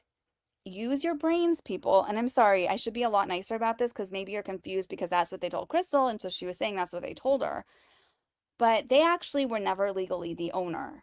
Okay? And if they know that, because right here, they've said many times the previous owner abandoned Tattle. So if you want to say that somehow BAM was legally the owner because it was bought with the card, so is BAM saying that BAM abandoned Tattle? Like, it doesn't make sense, people. Use your brains. And also, legally, it doesn't make sense, okay?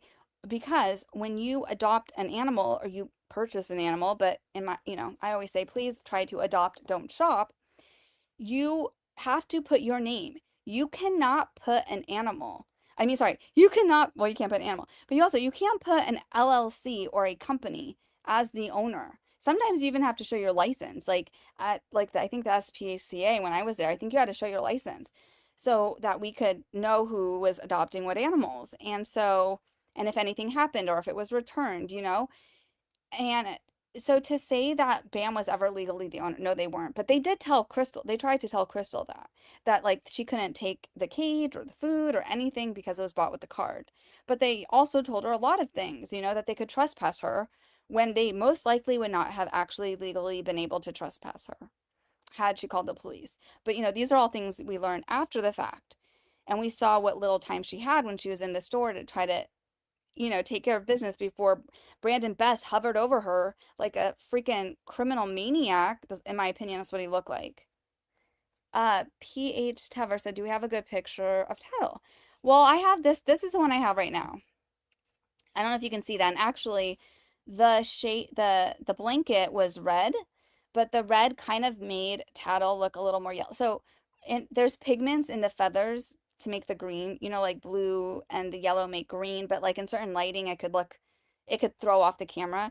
So, she said she remembers Tattle being more green, and I think it must have been the lighting. So when I changed this blanket thing to the pink, it kind of made him look more of the greenish color. Um, but it still looks a little, but that's Tattle and tail right there. So I think it's a pretty good photo. So anyways, hopefully that explains it to the people that keep spreading the wrong information, because this person on Reddit is out of their mind. They were saying like, well, since BAM owned Tattle, they were subject to Utah laws. No, they weren't. Stop spreading this misinformation. I'm setting the record straight, okay? A company did not own the bird. Chrystal owned the bird, and BAM admits that by trying to say, they are saying that it was abandoned. So that makes no sense. If you're saying that BAM was the owner of this bird the whole time, then what previous owner abandoned Tattle? Doesn't make sense. So hopefully that shuts that down, because a lot of people also upvoted it, and I'm like, why are you upvoting a lie? That's a lie. So yeah. I said BAM didn't own the bird. So easy to debunk. Use your brains. And so here's some other things, because I was like, the whole credible shelter, credible home thing was driving me crazy. I was like, this is the weirdest wording ever. So the one time I found it useful to use AI, I was like, well, let me ask AI, what sort of prompt would put out that sort of AI, statement? And they said something like, write a short professional reply as Bricks and Minifigs corporate. Someone is asking where the store Parakeet Tattle is and accusing us of throwing the cage away, deflect blame to previous franchise owners, say the bird was taken care of properly, use calm, positive language, do not give any specific shelter names or details, keep it under 25 words and sound official. So they were giving examples of what the prompt could have been to give us that line. So I thought that was pretty funny. Yes, and once again, if you want to, it's in the description. If you have a Lego account and you want to upvote this design that's supposed to be Tattle and tail, and make sure if you put it in a comment, just don't mention BAM, don't mention Tattle, don't mention Brick by Brick, only because Lego apparently tends to shy away from any controversial topic. So the hashtag is step by step. Yeah, he was solid green. Yeah. And also in the description, I also have a link to the Justice for Tattle tank tops, Justice for Tattle shirts, you know, all the different ways you can get your there's Justice for Tattle stickers and handbags. So you can, you know, support her legal fund, or I have her GoFundMe still. That's another good way. It looks like there hasn't been a donation in a while though. That kind of like breaks my heart because they're still fighting. Her lawsuit is nowhere near over. And this whole thing is nowhere near over. So should we go to American Fork? What do you all think?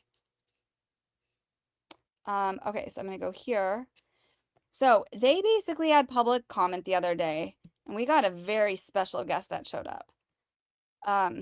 We had Aaron Booker himself, and we also had Tyler's mom, Heroin Bird, right? Or who are we calling him? Heroin Boy? Okay, so I'm gonna go just to that part. You did not have your, if you did not sign it, we'll get to the end of it and then we'll call others up. But again, it's, we have about 11 that have signed up. There's probably more. I'm asking you again to keep your comments to about 2 minutes. Okay, we'll start out with Mr. Aaron Booker.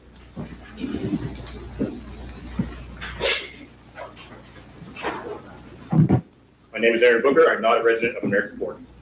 I became involved in the issues surrounding American Fork because of the unconstitutional actions by an AFPD officer.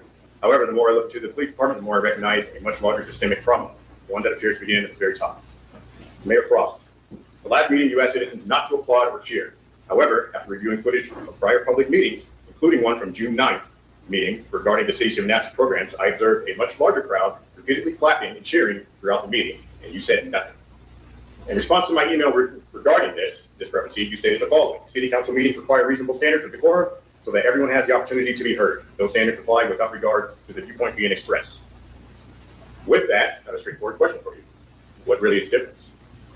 Citizens' First Amendment rights should not depend on whether their speech is favorable to the city. If applause and cheering are permitted when citizens support the city, but it's discouraged or suppressed when citizens criticize the police department, that creates an unacceptable double standard. The American or the First Amendment does not work that way. This is not a courtroom. You are no judge. You are the mayor of this city whose authority comes from the people that you serve. You're not. Yeah, so can you hear me? That's in reference to the last town hall. So the last time when they gave public comment, the mayor was like, please hold your applause. We don't need clapping and applause or whatever. And it was like, or cheering. And it was so strange because it's like, this is not a courtroom. People are allowed to applaud. And just because you don't like the subject, you can't choose that. So Aaron Booker calls them out on it. This guy, yeah, he is a legend. I didn't link it in the description, but it will be there on Replay Crew. You guys check out his channel. He's so awesome. And he's fighting back. So he made so many good points. So we're going to keep playing it. Above us, you're no king. You are a public servant. We expect you to apply the same standard to every citizen, regardless of whether their speech supports the city or criticizes it. That is not an unreasonable expectation. When those in positions of authority begin enforcing their standards based on their personal feelings rather than established law, it is no surprise when the very same culture of selective enforcement finds its way to your police department. The problems within your police department are not going to disappear until meaningful, effective change is made. And that change starts with recognizing, respecting, and protecting fundamental freedoms of we the people. Therefore, tonight, Mr. Mayor,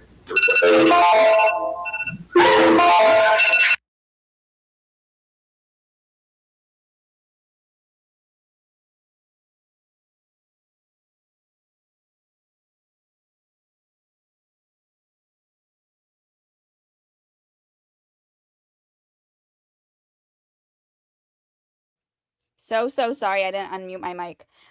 So sorry, that's so loud. They need to change that. I think they do that on purpose. I mean, they have their regular alarm, but then they have like, I don't know, the one that goes into the live feed that is so loud. We don't need to hear the alarm. We're not talking. Like, it should just be for the other people to hear. It is crazy. Okay, but then we had Tyler's mom, and she did such a good job. If you don't remember, Tyler's the one, he was with Reckless Ben. They accused him of heroin. Being on heroin, and he was like was he arrested also? I don't know, but I think he's one of the people suing American Fork, thankfully. And her public comment was so good. Her family basically was like, her dad basically helped build American Fork. She was born there. Okay, so we're gonna listen to her if this doesn't keep. I was born in American Fork in 1967. My first home was the Tim Marina Book Club, established in 1961 by my father, who acquired the land and helped create it. He was member number 1. My siblings and I have watched our father dedicate countless hours to American Fork, Utah County, and our state. He served as president of the Utah Wildlife Federation, on the Uinta National Forest Civic Advisory Council, the North Utah County Watershed Committee, an officer in the American Fork Sportsman Association, and on the American Fork City Recreation Committee. He believed in serving his community. This is why it is so difficult for me to stand here today and see what is happening in the city he cares so much about. Mayor Frost, I have been asked the same question repeatedly over the last 3 months. How do I feel about my son, Tyler's civil rights, being violated by the police department? My answer is simple. This is not just about Tyler. Our police department has a responsibility to follow the Constitution and protect the civil rights of every person in this community. Since Tyler's experience, several residents have shared their own concerns with me. I have also been shown videos and training records that raise serious questions about our police department. These concerns deserve more than assurances. They deserve a fair, transparent, and independent review. Residents deserve to know what will be done to prevent similar incidences. Mayor Frost and Chief Paul, you are the chain of command. Leadership means accountability, even when it is uncomfortable. My father spent several years of his life helping build this community. I am asking you to protect the community he helped build and restore the trust that comes through transparency, accountability, and action. Thank you.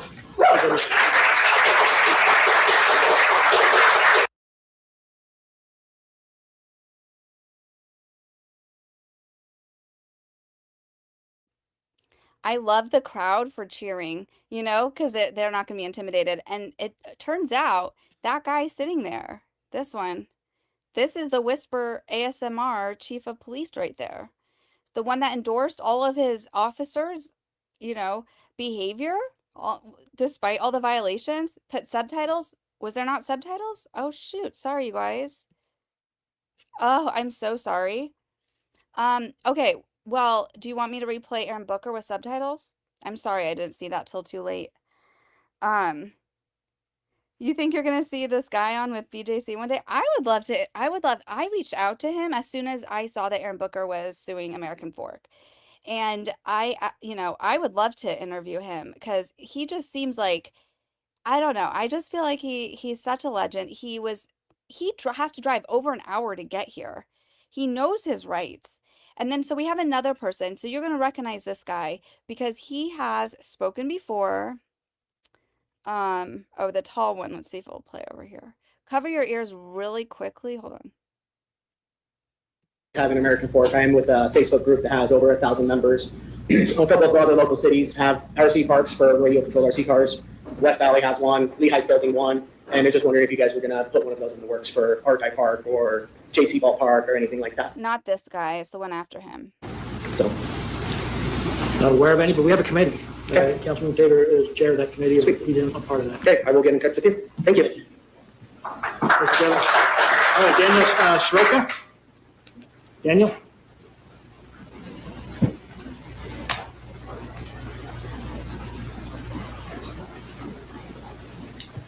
Daniel Soroka, American Fork resident.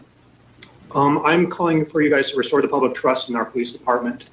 The actions have left a stain on our public trust with our police department, and that's not going to go away through inaction. That's not going to go away through waiting. We're here. We're not going away. We're going to stay here. We're going to keep coming until something happens, until you guys do something. So do something. You guys have to take action and do something. If that's through resetting the code, putting in a new body cam, starting a resident review board, there needs to be change. This doesn't go away. This isn't cleaned up. The stain on our public trust, this is an historic event. Nothing like this has ever happened in the history of the United States, essentially. And you guys are the head of that. You guys are the figures, and you have the power to make change and to do something about it. There hasn't been a third-party review, but there have been several videos on YouTube of people reviewing the body cam footage, and it doesn't look good. These are lawyers looking through it, civil rights lawyers, and on their reviews, we failed. The Constitution was written in the blood of our forefathers, and if we, the people, allow any erasure of that Constitution, of our rights, they will need to be bought back through the blood of our children and grandchildren. I will not let the Constitution fail. Thank you. Thank you. Yeah, so those were just some of the public comments, and I just have to give them a huge shout out because it is, I've done it plenty of times with my own, in my own cities with different issues. And I remember there was this one time, like it was me and a bunch of my neighbors, we all coordinated and did it. And like, and I remember writing mine out and practicing it and making sure it was under the 2 minutes. But it just happened to be that that meeting was the same meeting as a Black Lives Matter meeting where like they also coordinated to show up that day. And there was like 100 of them. And so they told all of us we had to shorten ours to 1 minute. And I was like, are you serious? After I'd already practiced mine. So sometimes they can shorten it, right? Only if it applies to everyone, though. And the mayor did something here, and I missed where he said it, but he said, it looks like there's a lot of people. Can you guys, we need to hurry it up, keep it short. That you can't do it like that. You have to keep it the same for everyone. You can't just say, like, tell people to hurry up. And plus, this is nowhere near a lot of people. So, and there really wasn't. It was like, I mean, even if he's like, I think he says something like, oh, there's 20 people. So what? All of these people had to take time away from their families, from their lives. Maybe they had to get off work early. Maybe they were stuck in traffic. They have things to do. They're here. They made time to be here to address the public body, like as we're allowed to do here in the United States. And this a-hole of a mayor tells them, you guys, there's like 20 people here. Can you guys hurry it up? I was like almost through my computer. I was like, this guy is a jerk. I'm not a fan of this mayor. And I just, I hope he stays off my radar because I already have enough to do and enough people to expose. So I don't want to have to get into him. But he was getting there when he said that. I might even have to clip it and make a video about it and explain to him what the law is because you can't do that. Hashtag First Amendment, right? So what do you guys all think? I was going to go back. I don't even know where I was now. Oh yeah, here I said, this is not over. And let me just close out of that screen. Oh, we have a super chat. Look at this. Thank you so much. Caitlin says hashtag step by step. So remember that is for the Parakeet. If you're in the Lego and you want to vote, for the Tattle and Tail Legos, that would be so cool. Like I have no idea how to do that if I'm gonna have to make a Lego account or something. But I really appreciate it. Thank you so much for the support. It means so much. Like again, I'm getting to the point where I'm just like, is it reasonable to keep putting in as much time on this channel as I do? And so when I get like feedback, positive feedback and support like that, it means a lot. So thank you. And Mijali says, I'm honestly surprised you don't have more followers. Your lives are always on point, as are your takes. Thank you for your hard work. Well, thank you so much. That means a lot. It does take a lot of work. And, and sometimes it's hard because I know that sometimes some of these things are already read by other, streamers or especially if I'm like a day late or something. Look, I can't plan when the BAM maps are going to drop. They drop the BAM map updates. They drop when they drop. So, if I get to them late, I'm sorry, but I always try to stay on top of them. And especially with the ones between yesterday and today were so much. I'm like, I just have to go live and go over them because, things are getting crazy over here. So thank you. And, PHT ever says, or whatever, I get it, whatever. It says, this is basically what corporate life is like, constantly gearing up a bunch of BS instead of just doing the obviously correct thing, blah, blah, blah, instead of action. Yeah, and we saw it again with Blake Lively, Ryan Reynolds. They have access to all, like, they could do whatever they want in the media. And they, their publicists tried hard and they tried to, redeem them. And you just can't. It's like you can't ask the public to pretend they're stupid that much. Like people are able to pick up what's natural and what's authentic usually versus what's not. And when something seems so staged, like here's Bricks and Minifigs all of a sudden caring about a foster kid, it's a bad look. It's a really bad look. If they want to give a gift to a foster kid like behind the scenes, do that. But like, to do it the way that they're planning on doing it is disgusting, in my opinion. Look at the tattles. Thank you, Elsie. And High Seas says, a veterinary worker wouldn't accept a bird with no cage. Exactly. Exactly. And, aside from the place where Chrystal got Tattle and Tail, the other people that would have a record of the band, the registration number from his band would be the vet. Which wouldn't that be ironic if the Tattle was taken to the same vet where the supposed veterinary worker worked at? You know what I mean? It doesn't make sense. Animal Birds are so susceptible to their environment, and when you don't take the cage, like that doesn't make any sense. So I don't buy that story, and I think we can't, I want to believe it because it may be the one of the only ones in this whole all their lies that would result with the bird still being alive, but I feel like she was just told that by someone and it doesn't make sense to me. It's like it's not firsthand knowledge. So, and Meadley says a lot of shelters don't even take birds, and we learned that.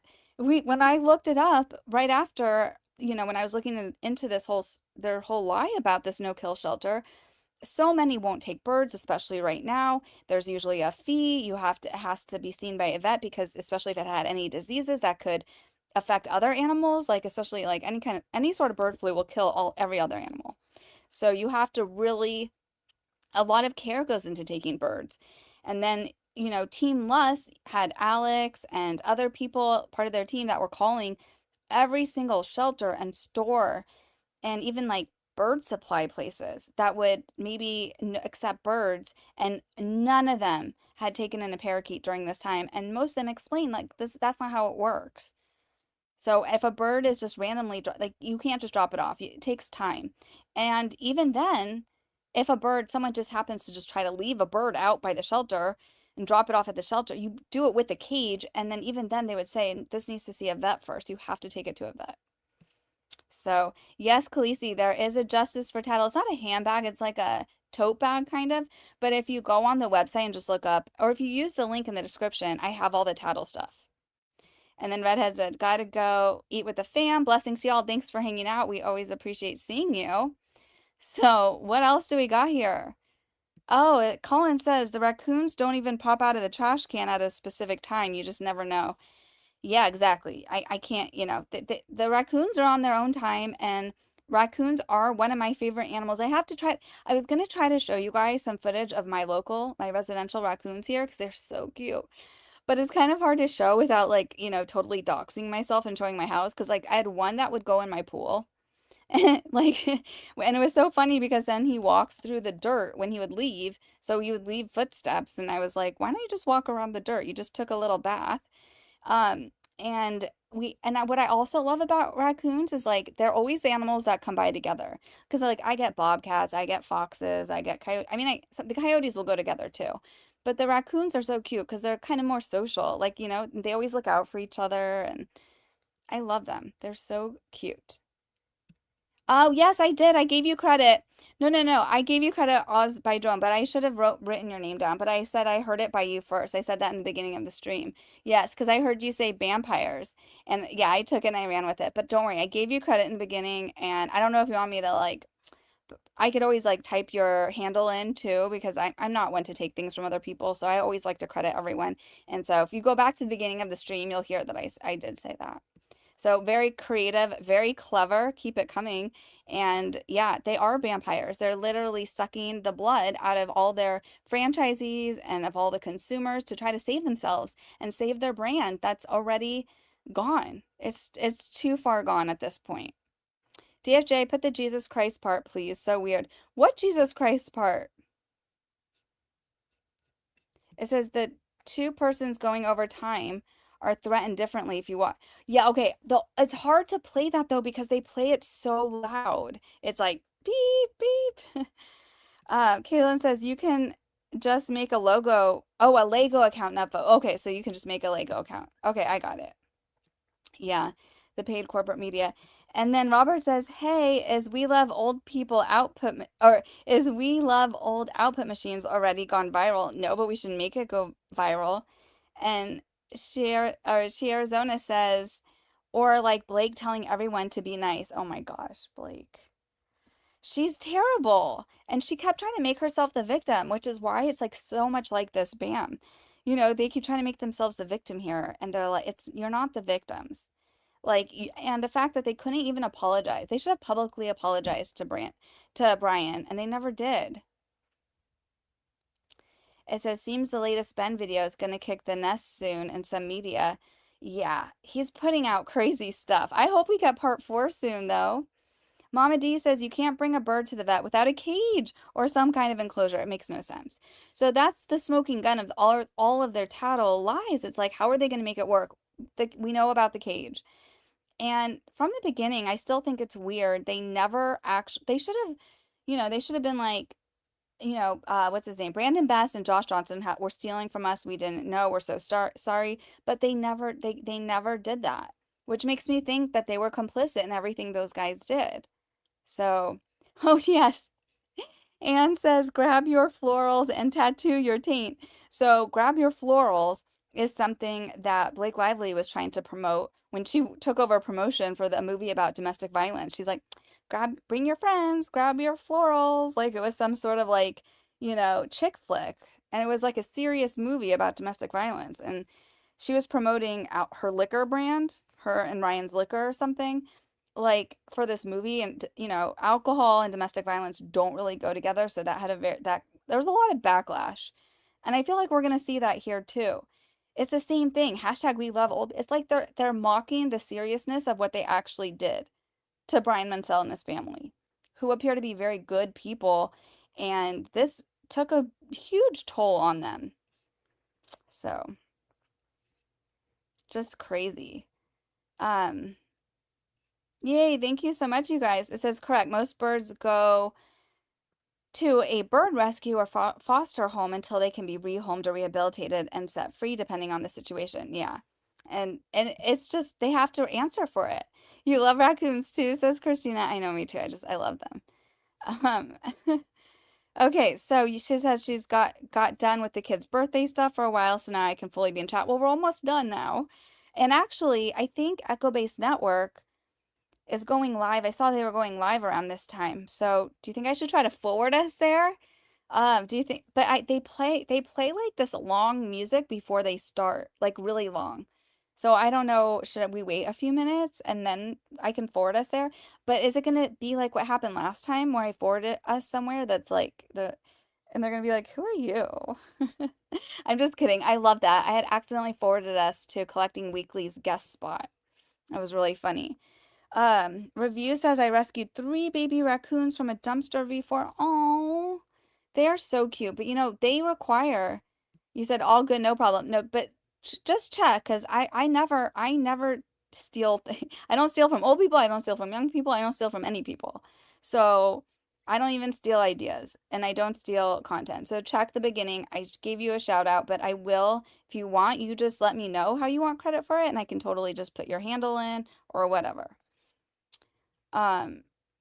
Vampires, we have come to suck your bricks. Did you see the bricks were bloody? I put blood on them.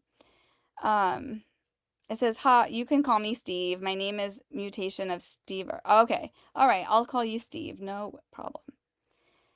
Yeah. And then it said, City Council hearing, there's a Jesus coming. Okay. I totally missed it. You have to explain that to me. Mark says, step by step. Thank you for the super chat, Mark. Yeah. Step by step. And again, that's in relation to the Tattle and Tail Lego sets, which are in the description if you want to upvote them. You said, I'm worried Hawk will get the last chicken. What does that even mean? You said, then going on about how Brian just wanted his 15 minutes of fame. Yes, did I play that one last time? Or was that also new? Yeah, hashtag is truly disgusting. It's so bad. I was trying to think of an equivalent, and I couldn't think of one. Like, I don't know. What do you guys think? I can't even, it's so bad and so tone deaf. I can't even think of how to fix it for them. Like of how to describe it. I don't think I've seen a brand do something this stupid in so long. This is all true, based in facts, says Real Bird, right? Mac DUI says, at least Ammon has not told the franchisees to get a gun and shoot YouTubers coming in the stores, I think. I don't know. I think that, we need to clip that. I think that needs to be clipped more and go around more because I would never want to take my kid in that corporate store in Orem. Like that was scary to me. He sounds super unhinged.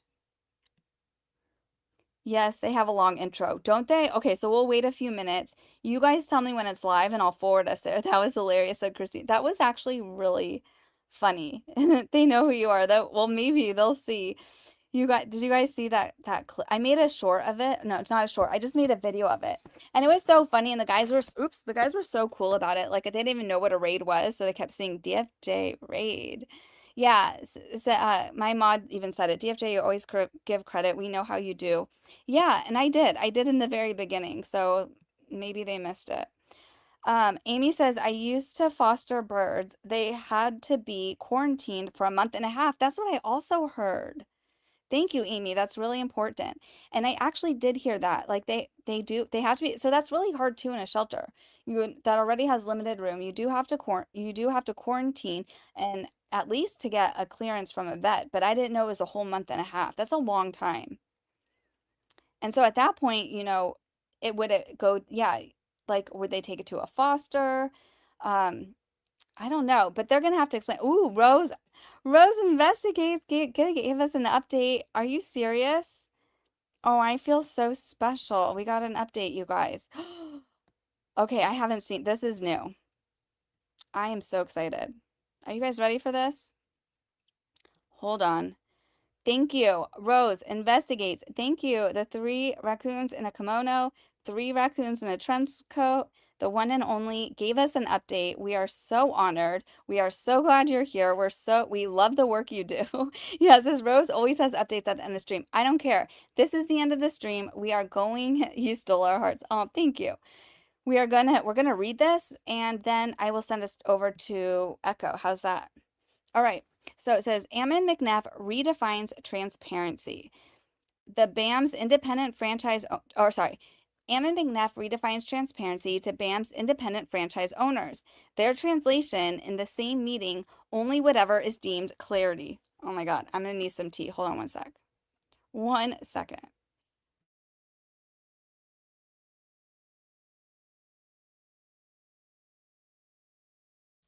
Here we go, you all. Let me go back to the screen. Okay. BAM CEO opened the Q3 franchise town hall with a lesson. The difference between transparency and clarity. Transparency, he told the network, is, quote, sharing everything that we see. And, quote, unfiltered transparency can create significant confusion. Oh my God. This guy is crazy. This sounds like something a cult leader would say. Unfiltered transparency can create significant confusion. BAM's commitment instead, quote, absorbing the complexity.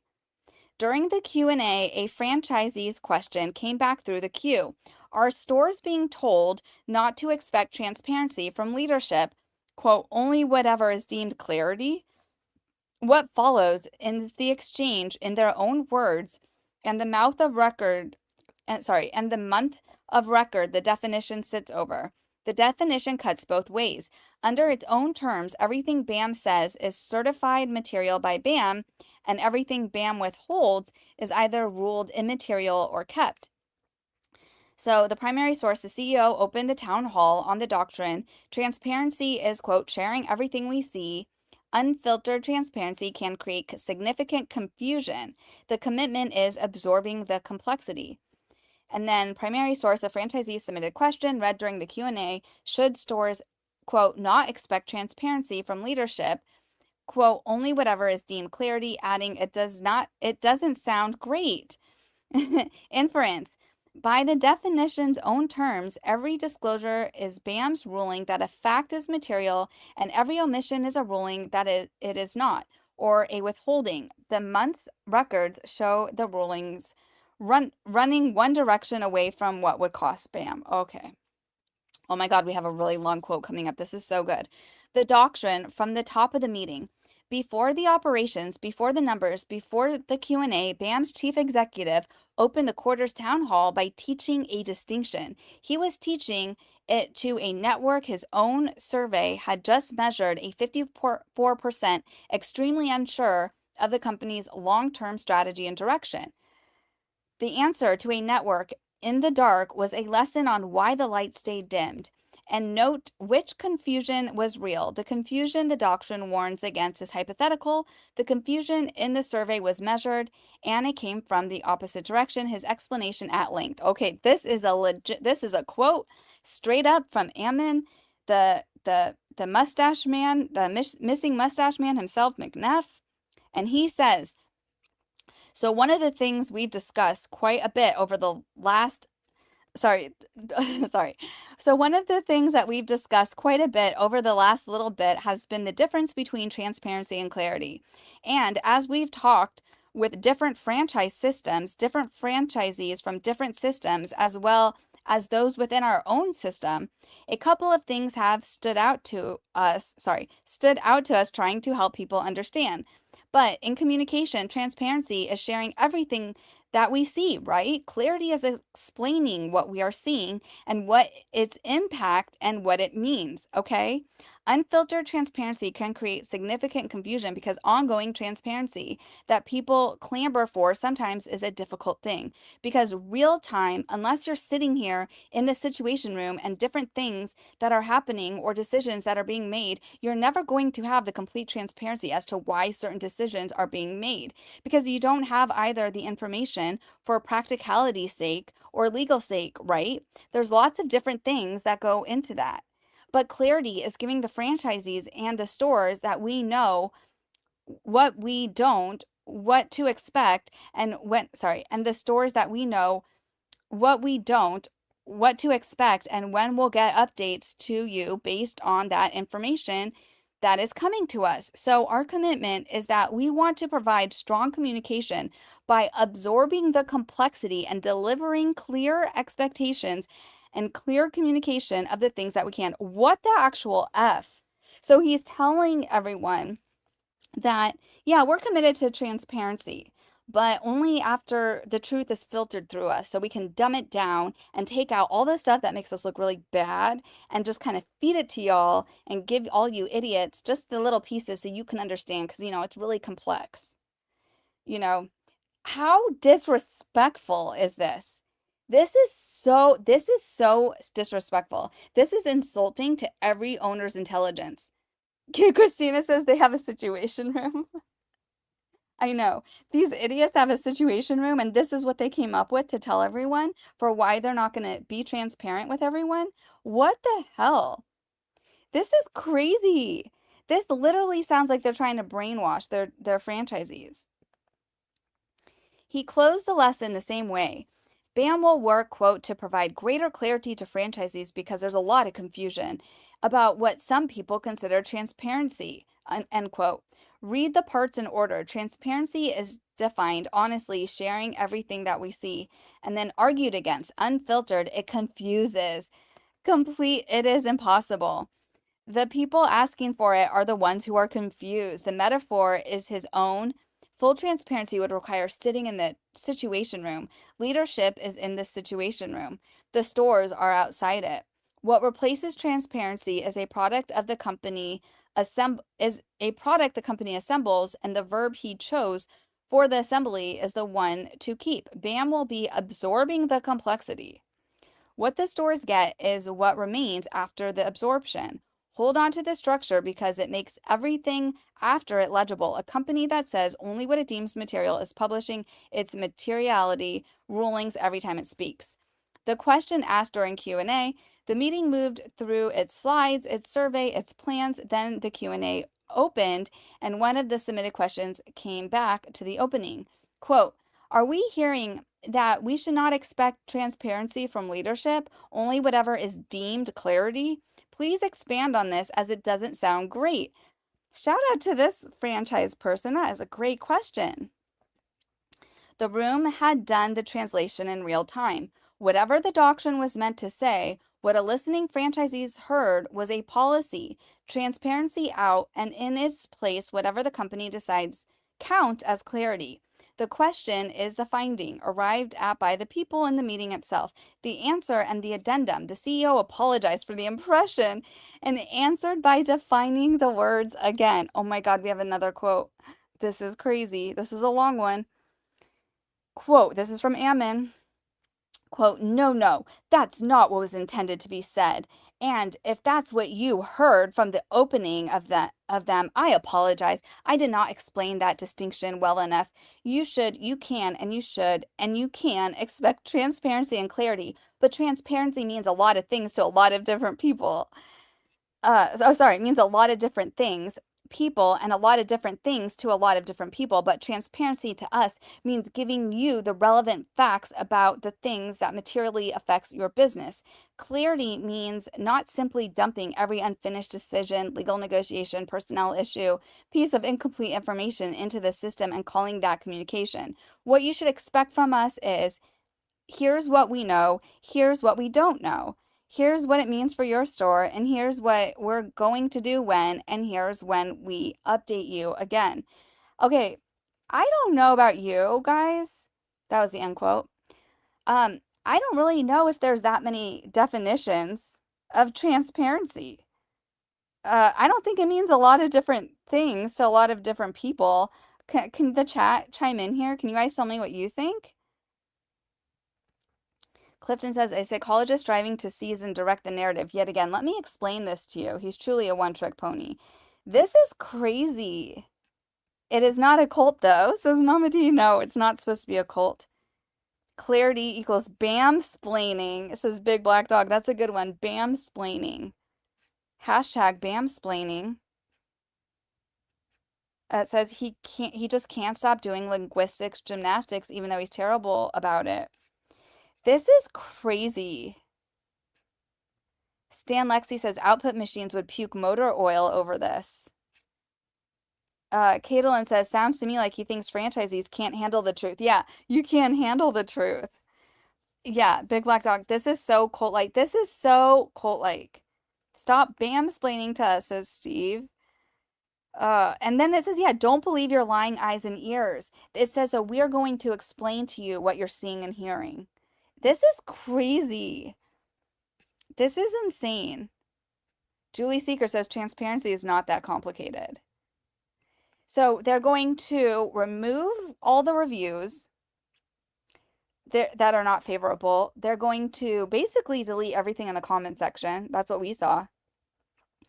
And they're going to only give the franchise owners things that they think that the franchise owner should hear, that are clarified in a way that's clarified. This is insane. Anne says relevant and materially affect weasel words. They're coward. These are cowardly words. This is so cowardly. Let me continue. He treated the question as a mishearing. It was a paraphrase, and twice the record shows the doctrine was manufactured, not improvised. The opening credits conversations with, quote, different franchise systems, and the apology's passive voice, not what I meant, but what was intended to be said, concedes prepared marks. The lesson was messaging prepared about messaging. The apology concedes the hearing. The answer keeps the structure. Quote, transparency to us means is a definition with an owner and the definition's working parts. The quote, relevant facts, the things that materially affect your business are selections, and the selector is BAM, and every selection from here on itself information. Then the chief operating officer added the argument for why less must reach the store, for why less information must reach it. Oh my God. Now we have a quote from Matt McNeff. And you guys, on my stream, we had like at least one, it was the Towable Pinocchio stream. We really dug into Matthew McNeff and why I think that he is way more dark and psycho. You know, it's hard when we always see Ammon out there being the psycho, but when you see actually what Matt does and the emails he sends, and he's the one who took down the BAM's ops manual.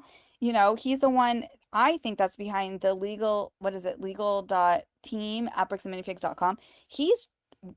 And who was it? Last Relic himself even said, Matt has a temper. He's a lot more like, he's just right there with Ammon. They're both really bad people here, in my opinion. Here's his quote. Transparency for the sake of transparency can lead to mass chaos and confusion.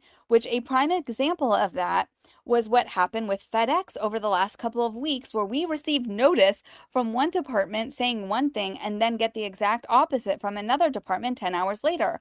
And if we just relay every piece of communication and if we just lay out everything as it is, well, that just leads to chaos, because you're going to it and we don't receive everything in clarity itself, right? We're getting stuff and it's chunked and it's messy and it's ugly. Our job is to take that chaos and turn it into clarity for you, and to turn it into something that's digestible and actionable. And so just having transparency for the sake of you're going to see everything and every communication as it comes in doesn't actually do any good to anybody. I cannot believe he said this out loud. This is crazy. This is insane. Oh my God. These guys are, I think they're stupid and evil, because he actually thinks that these people that are running stores, are so dumb that they're going to believe, like, we need to trust your interpretation of everything to relay to us. Like, we're not smart enough to figure it out. Like, that's so insulting. Note what the example is. The case against showing franchisees everything is that what BAM receives contradicts itself. One department says one thing, another says the opposite 10 hours later. The argument for opacity is that, I'm going to say clarity. The argument for clarity is the state of BAM's own information. Because the facts conflict, the store will be shown fewer of them. And the example is not new chaos. The FedEx trouble is the same fulfillment breakdown already on the record, offered here as the reason the record should reach the stores curated. Yeah, I mean, the fact of the matter is the guy in charge of the shipping, he was on vacay during the biggest drop of the year. Remember the O Ship stream? Yeah, Steve says, don't look behind the curtain. Wow, this is crazy. I wish that someone was able to have recorded this. I'm guessing it's virtual, right? Because I wish we could see this. This would like take down this company. The definition tested. None of this is hypothetical. The month around this meeting is on the record, most of it in BAM's own documents, and each entry below is documented in full at the link. Set the definition over its August and watch it work. Okay, so like, yeah, so for example, like the cause, as BAM presented it, harder to establish on the record, stores down more than 20%, the survey naming the crisis, and BAM holding every store's revenue figures. Yeah. So basically this chart here is the way BAM presents things versus what's on the record. And it's really like, there's a long list here. Like the claims, BAM swears it was an extortion scheme, but every claim against Mansell asked to be erased forever untested, right? So they never wanted to actually show the truth of what happened. 10 rows, one direction. The left column is what passed BAM's filter. The right column is what the filter was for. In each row, the fact on the right is the one that would cost BAM something. A cause that prices a claim, a review that warns a seller, a number that undercuts a pitch, two documents that cannot both be right, an accusation that would have to be proven. The definition from the opening of the meeting predicts every row. Relevant facts selected by the company, they are relevant about absorbing the complexity, the doctrine as it ran, what stayed in the room, and what reaches the stores. Every item is documented in the table above. Yeah. I mean, this is crazy. What absorbing the complexity means, the doctrine's 4-part formula is a good one. It is also testable, and the same meeting tested it. Here is the CEO's own template filled in by the meeting's own answers to its biggest number. So like they say the commitment, here's what we know, how the meeting answered it. Stores reported losses, 20%, and BAM's own survey named the crisis as the thing to end. Like, here's what we don't. Okay, so they're just giving more examples. There's more charts here. The formula holds only if the sorting is honest, and the sorting is the one the definition never surrenders. The cause went into the don't no column and stayed there. The fourth line of the commitment came back empty. Legal sake was concrete too. The meeting sat 6 days after BAM announced the Mansell settlement and 2 days before it moved to erase its claims against him. What reached the stores of all, that was the good news narration. The legal file moved all week. The clarity about it was one word. They reached a resolution. What the definition certifies. The definition has a second edge, and it is the sharper one. If transparency means giving the stores the relevant facts about the things that materially affect your business, then every communication BAM sends is a ruling on materiality issued by BAM about itself. Whatever BAM chose to say, it thereby certified as material to its franchisees' businesses. The top 100 ranking and multi-million-dollar pitch, the marketing calendar, the good news of a settlement, those pass the filter, which means under BAM's own rule, BAM judged them to be whatever materially affects the store. Yeah. This is crazy. The sharpest instant is the number. BAM's reveal, average $500,000, lives in item 19 of its own disclosure document, the one channel where a federal rule, not BAM, governs what may be claimed and how it must be substantiated. In the room where BAM's definition governed, the numbers were millions dollars and $800,000. The real figure appears exactly what BAM does not control, materiality, and nowhere that it does. And whatever BAM chose not to say is caught in the same rule with 2 exits and no third. Either the company judged the fact immaterial or the company withheld a fact it judged material. Apply that to the cause of the 20% loss. A company cannot call the cause of a fifth of its store's revenue immaterial. The definition leaves the other exit, and the definition even names what walks through it, a relevant fact that was kept. The filter announced at the top of the meeting does not shape what the stores hear. It certifies in BAM's own voice what BAM believes matters every time it speaks and every time it does not. And none of this expires with the meeting. The definition runs forward. Whatever BAM tells its stores next arrives certified material by BAM's own rule, and whatever surfaces later as known and unsaid arrives pre-classified. The definition was built to manage the store's hearing. In the open, it grades its author. The meeting itself put the 2 sentences side by side, the company's commitment in its own words, absorbing the complexity, the store's translation in theirs before the meeting was over, whatever it deemed clarity. This is absolutely psychotic. This is so crazy. If I was a franchise owner and I was at that meeting, I would be on the phone with a lawyer right away and be like, get me away, get me out of here. Like, this should be some sort of violation of a contract. This is insane. So, yeah, they're BAM-splaining, and this is really insane. Stan Lexi says, Utah word salad to get a psychology diploma recipe. Some apples, some bananas, some cantaloupe, some tea. It's really bad. No ship, Sherlock, right? Yeah, it's giving ignorance is bliss. This is really bad. Okay, well, it says Ammon's Chicken Sammy's. Yeah, what the heck? I feel like you guys have so much stuff over there from this meeting. I feel like we're probably, let me know if I'm wrong, but I feel like we're just scratching the surface. Like, if this is what they're telling the owners, I mean, it just says everything, right? So transparency has a different definition, according to them, where he has to be the mascot and do the chicken dance. Yeah, he should have just done the chicken dance. They're saying that transparency is what we want to tell you, and they're saying that they're going to manufacture all these stories to put out there to manufacture what the public's perception of them.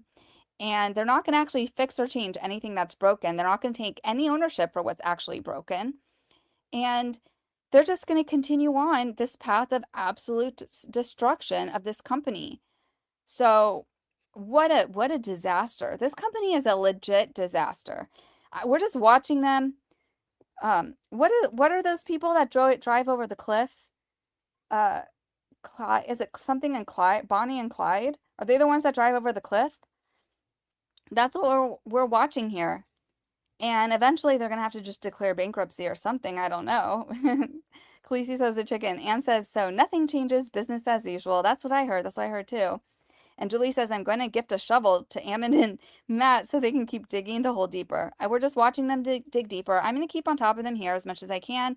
And as much as oh, Thelma and Louise. That's who it is, right? They're Thelma and Louise, right? Okay, I said Bonnie and I said the wrong ones. So we're watching Thelma and Louise drive off the cliff. And exactly, they're not going to hear any constructive feedback. They're not going to change their ways at this point. And so next, we're going to see Chrystal get discovery on them, which is going to expose even more. We're seeing people that are still in there. I mean, yeah, they got 8 people blocked from Slack, but there's other people in there. Other stuff is going to come out. And we just we'll just keep on them. So thank you everyone for the support.